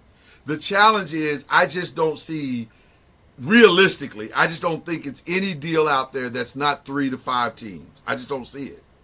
It's going to be a mix of a lot of different stuff. Yeah, it's not going to be. It's going to be Milwaukee. A lot of moving parts. A lot of moving parts. Yeah. So there you go. A lot of players you haven't heard of. Yeah. I was trying to hold off for something because I was hoping, and I'm still hoping that this happens. So we'll see what happens here in the next couple of minutes here. Yeah, couple of minutes. We'll see if we can give you guys a holiday treat. So while we talked about, are your holiday plans set? Are you good to go? As far as who's coming over and where we're going, for the most part, yes. Shopping. So you're going somewhere? Yeah. Well, yeah. Well, my sister's having something Christmas Day. We're having something Christmas Eve. Her family has Christmas Day. So it's just trying to decide if we're going to try to hit both or we're going to divide and conquer. And so. Okay. Got you. But as far as holiday shopping, bro, this is as far behind as I've ever been. So I don't know if I've ever shared this, full disclosure, to you. In all the years, this is crazy that I've never shared this with you in all the years we've known each other. Our family has a long-standing, and I mean long, like my entire marriage, this is how we've done it. We don't shop. We don't even start shopping until Christmas Eve. Eve. So here's what we do. We get up early. We have a phenomenal breakfast, whether we fix it or we go out. And then we spend, the challenge is, because my wife and I, when we first started dating, our first Christmas together as an engaged couple at that time, I'm not trying to say anything weird about it, but it's just the reality. She felt the way about the job that I had, and I was making so much more money than she was. She was like, well, you're going to outspend me, and your gifts are going to be so much better than mine. And I was like, okay, I'll tell you what. Let's set a cap. So we set had a salary cap for Christmas. We had a salary cap for Christmas. And so we were like, because to me, Christmas is about the experience anyway. You know, the gifts, whatever. It doesn't matter. But we got the salary cap going, and we've kept that salary cap in place for the last 26 years. So it's like we set a number, you can't go past that number, and you have to buy meaningful gifts to each other, and that's how we do Christmas, and we've done that for 26 years. So to catch our Christmas present that just popped up on the screen, to catch him up on what we're talking about, because I know you heard salary cap and then you heard gifts, so I'm sure you're somewhat confused, Charlie. So Lloyd's family has a salary cap on Christmas presents. We do. We have a salary cap, and we've had that salary cap for 26 years, Charlie. 26 years. That's what we do. And now that we're talking about Christmas gifts, what's the cap? It varies. Some years it's. Let me say this: It's never more than about $200 or $300 a person. It's very capped. Like it's really, really capped. So is there a luxury tax? no, you cannot go over the cap. Don't come back to me talking about, well, Dad, no, well, baby, no.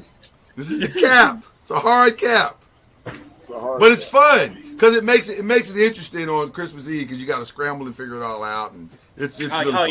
Yeah, Charlie. They don't start Christmas shopping. Oh, we don't even shop until Christmas Eve.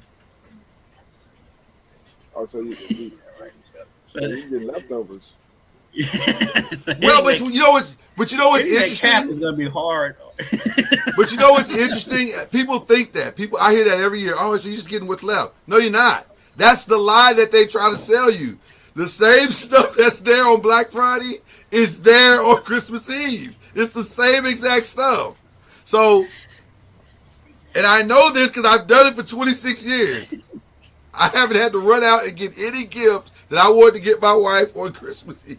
I can get it on Christmas Eve. It's been crazy.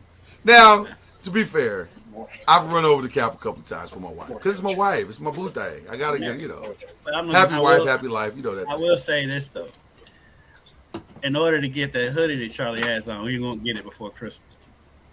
Absolutely not. Absolutely not. And let me say this: shout out to the Rattlers because it's coming together. Big win last night. Was it last night? Was that last night? Yes, big win last night. Listen, the Rattlers are coming. They're coming, man. And coming in the mail for me is that hoodie as soon as we get off here and I get on for that hoodie is. Can we take a moment to appreciate that hoodie? Because I have 2 hats that are perfect for that hoodie. Just FYI, Charlie. I just need you to understand. If I put that hoodie with my 2 hats that I have right over there, makes for a great winner. Is what I'm trying to say. So this is a team special. That means the team has it right now. But so that means that's going to be our Christmas presents from I'm Team FAMU, baby. I'm Team FAMU, baby. I am Team FAMU. I can take this hoodie off right now. I'll take this Lakers stuff off right now. He said he'll send us the link. The link, boy. You know what? It'd be your own people. It'd be your own people. Now, see that one he got on is nice. I appreciate you. Thank you. Do you see the one behind him? That's nice too. I can rock with that one. See, I consider the link as a Christmas present. If it's just a link where I'm picking out my size, yeah. That's how Christmas gifts work. Is there a cap? Is there a cap on these gifts that you give us? Is that what you're trying to tell us? Is that what you're telling us, Charlie? Yeah, I like that idea though. Capping the Christmas gifts. I mean, that's beautiful thing, Charlie. When our family, we used to do the white elephant thing, so we did put a cap on that. So yeah. Charlie, it's a beautiful thing, and it makes people have to get you a gift with thought, which is kind of my pet peeve with gifts. Because I'm tired as a father getting gifts where you have no thought. You just bought me some random thing. Put some thought in this thing. Jesus. But if you're waiting until Christmas Eve, how much thought do you have? Because if you're getting it at Christmas Eve, you're getting what's left. I'm telling you, Charlie, that's the misnomer. That's not true. There's a lot of stuff to get. You just gotta, but I want you, because normally we don't just go to one store too. Normally we go to like an outlet mall, or it's a lot of options. It's way more options than you think it is. So what kind way of more options than you think it is. Huh? The thought is to go out and get the gift. And then the thought is, who am I as a person? What do you think I really, really need, or what do you think is going to mean something to me, and vice versa. So that's the thought. That's the thought that we're putting into it. It's fun. I've enjoyed it. It's been great. I'm so glad Charlie made time for us this morning. I am too. And I'm also grateful that he's so generous that he's going to get us these hoodies. But locked in. You locked in now.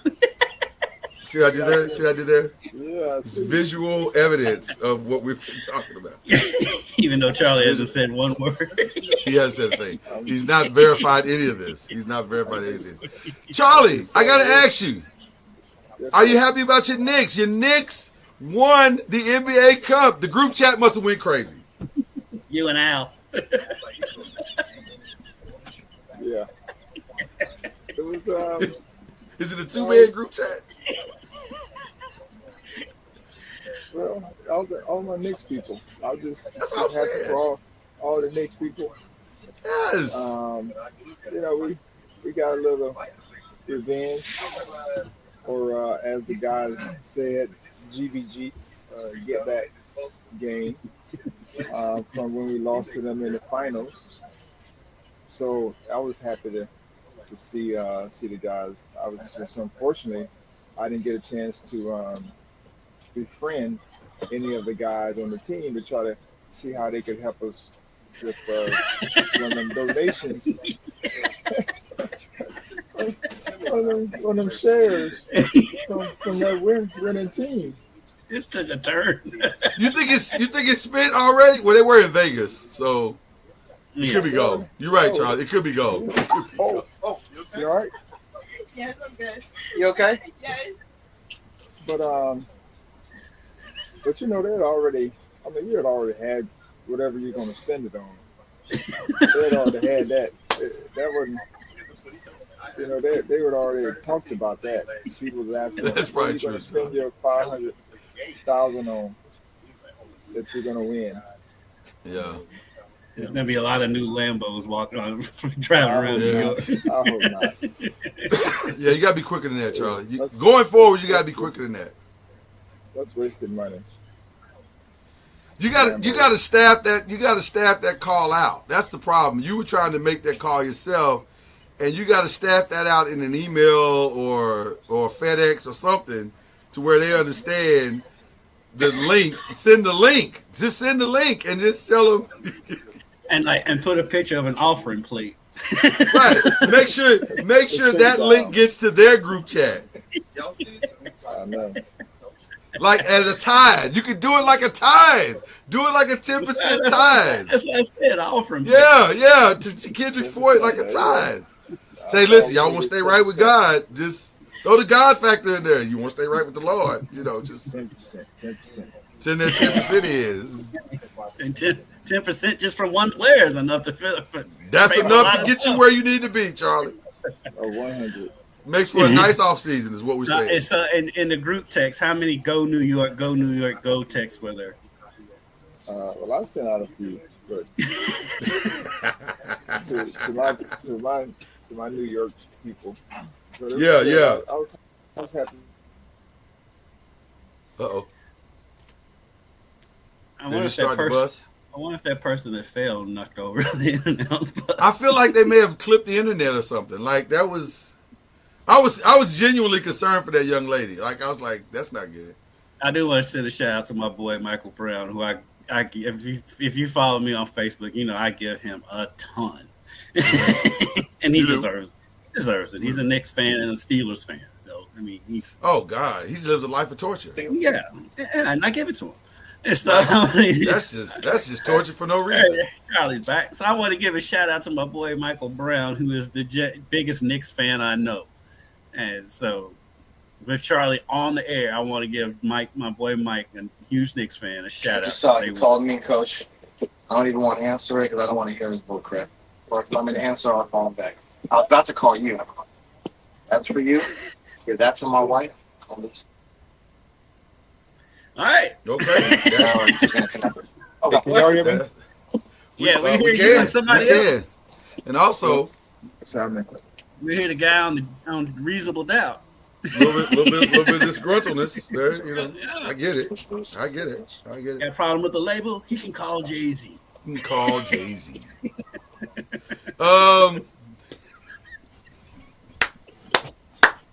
That was fantastic.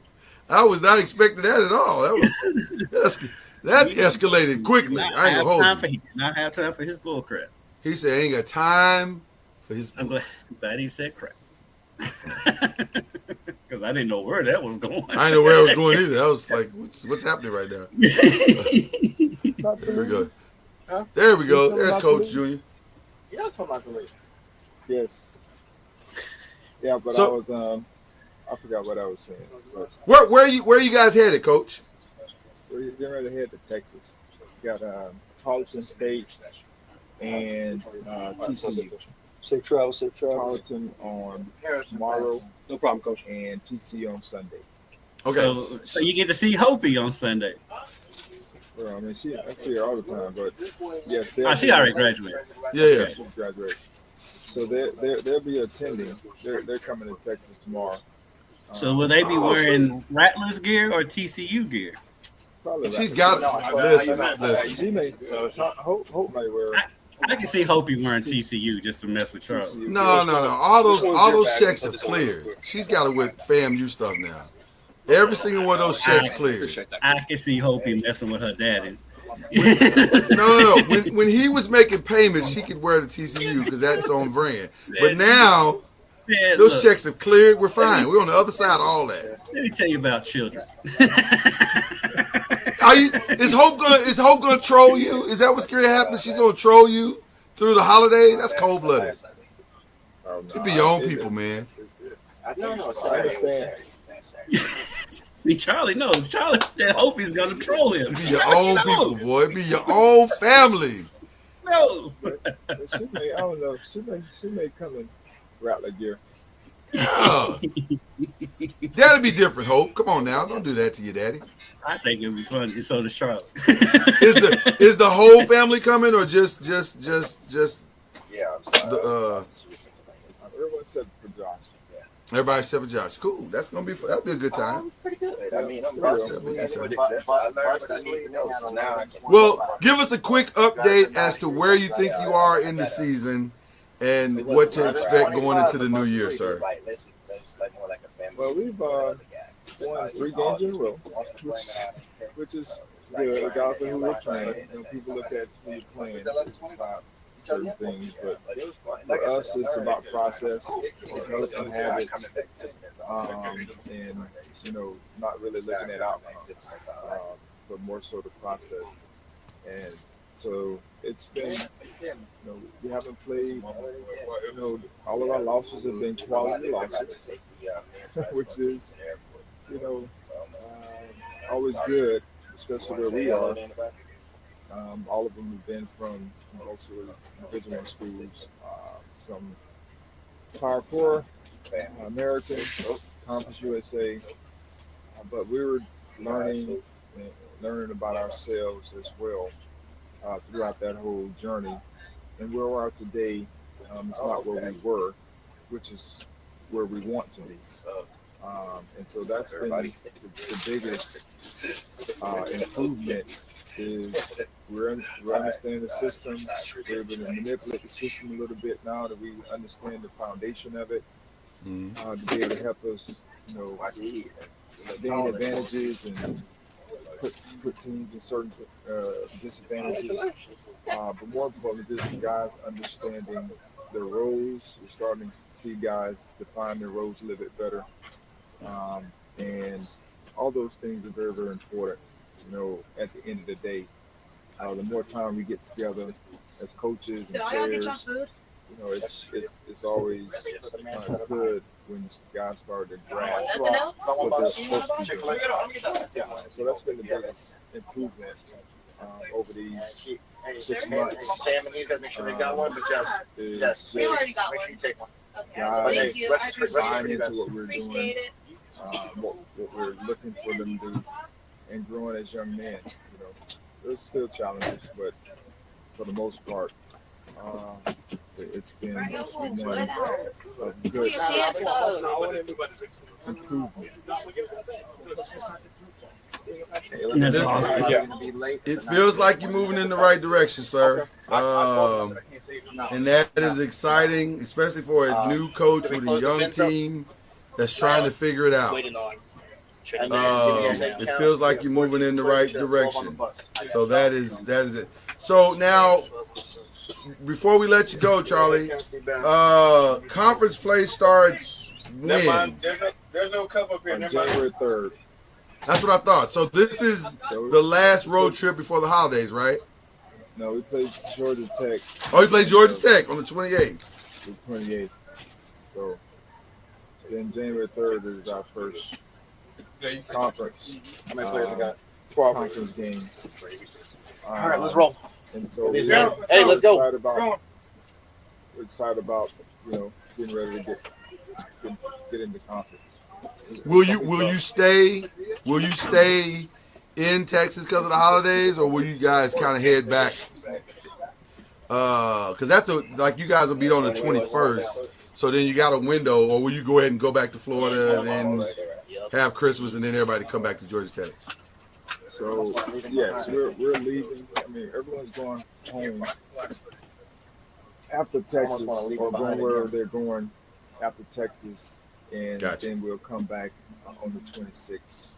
Gotcha. Practice 26th, 27th, and leave on the 27th, heading to Atlanta on the 28th. Sweet. Well, listen, right here, Coach, we couldn't be prouder, as you already know. We could not be prouder of you if we tried. Keep up the great work. I can't wait to see what you guys do in conference play. I have a sneaking suspicion that y'all gonna make some noise. Yeah, I think so. And we're also thankful for your commitment to getting us those hoodies. We are thankful for that. We just want to give God the praise. I have to talk to our equipment guy. I'm just saying, have a conversation. It's just a conversation. It's just a conversation. The head coach talking to the equipment guy should go well. That's what I'm saying. Should go well. All right. Love you, Coach. We appreciate you. We'll talk to you, man. Merry Christmas to you and the fam.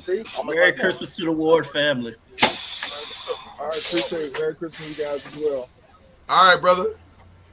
All right. The great and incomparable Charlie Ward, ladies and gentlemen. Yes. That was a good time. Charlie genuinely laughs at us. Hey, I want to say this to the people who listen to this show, and I mean this from the bottom of my heart. We ain't getting the hoodies. I'm just. Stop. I mean, we can get them if we pay for them, but we not getting. And a list of Christmas miracles. Number one is Jesus. Right below that would be us getting those hoodies. Right. And I mean below. Like the Jesus thing was a sure thing. The hoodies, not so much. And in the world of upsets, there's Villanova, and then those hoodies. what's the lady, Sister G? Sister G will have to intervene in heaven for us to get those hoodies. She would literally have to go over to God and say, "Come on, God. Come on. It's your boys. It's your boys. You know them. They deserve the hoodies." She would have to go over to him and say, God rest her beautiful soul. God rest her beautiful soul. But it's Jesus and her working together, and maybe my mama. Jesus, her, and my mama all coming together as a committee to talk to God about talking to Charlie about getting associates. That's where we are. I love he said he'd send us the link. That's how we are. That's where we are with those hoodies. It's a very, very, very, very, very distant miracle that probably this is like a full court shot is what we're talking about. Like full. It was Steph shot from the Steph the other day. That's what it is. Yeah. It's like throw it up, pray. Is that AI? AI. Even though that shot had a better chance of going in than us getting to AI. We would have to AI this whole scenario in order to get those hoodies. What I'm saying, we have to type it in, put the right prompts, and then all of a sudden we got hoodies. That's how this is gonna work. But anyway, so that's our Christmas. Your Christmas is set. Mine is set. Is there any movies that you have to watch? That's a must watch for you. Oh yeah, it's only two. It's Christmas Story and Christmas Story and Christmas Vacation. Is it? You can have the rest of them. I don't like Elf. I don't like. Elf is overrated Hallmark. To me. It's so overrated. I don't like any of the Hallmark Christmas movies. Gives me Christmas Vacation and Christmas Story, and I'm good. For me now, it's Jingle All the Way. I love Jingle All the Way. I do like Jingle All the Way. Yeah, I love Jingle All the Way. And as weird as this is going to sound, selfishly and by myself, I watch Die Hard because Die Hard is a Christmas movie. You will not get any pushback from me. Okay, I'm just saying. I got to watch Die Hard. But yeah, Jingle All the Way is a must. My family's like, okay, Dad. You know what they don't like? They don't like the emotional side of Jingle All the Way. And I get that because it is very emotional. That's why Christmas Vacation will always be number one for me. Right, because there's no emotion tied to that whatsoever. It's just straight, it's all gas, no brakes, hilarious. Yeah. I just showed my kids Home Alone last Friday for the first time. I do love Home Alone. That is a guilty press. I do still love Home Alone. They loved it. They loved every second of it. They were really I heard whispers that Macaulay may make a new one. And I've been hearing that. As well. I don't know. What I like about Macaulay Culkin. He doesn't take himself seriously. He doesn't. He doesn't. He gets it. He completely and totally gets it. He's like, I know what I am. I had a good run. And he did. He had a Justin Bieber type run. Yeah. Like he was hot as fish grease, and then he wasn't. Yeah. So I get it. He made his money. He didn't have to be hot anymore. Yeah, absolutely. Nobody in this family has to ever work again. Absolutely. What's your go-to food that you got to have? It's not really one, because the thing about my family is, like, especially with my mom, is like we switch it up because Thanksgiving and Christmas traditional are the same and they're only a month apart. So we switch it up. I mean, we've had ribs for Christmas. 100%. I've made a brisket, and it's my sister. She makes all kind of different stuff. So yeah, I don't really have a go-to food because we switch it up all the time. I'm with you. I want to switch it up. I don't want the repeat of Thanksgiving. That my grandmother does. She loves the repeat. Mm-hmm. But here's the thing that this year. Yeah, but here's the thing that they got me doing this year. Grandma said she wanted chitlins. See, I can't stand chitlins. And I refuse. I will do anything. Listen to me. I'll look right down the barrel. I'll do anything for my grandmother except make chitlins. It's like that Meatloaf song, but I won't do that. I won't do that. I do anything for love.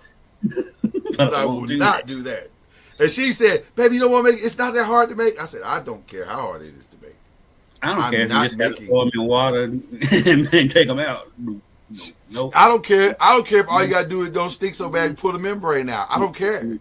I'm not doing that. So our compromise was I found a lady who makes them. She's going to fix some plates for her and my wife who likes chitlins.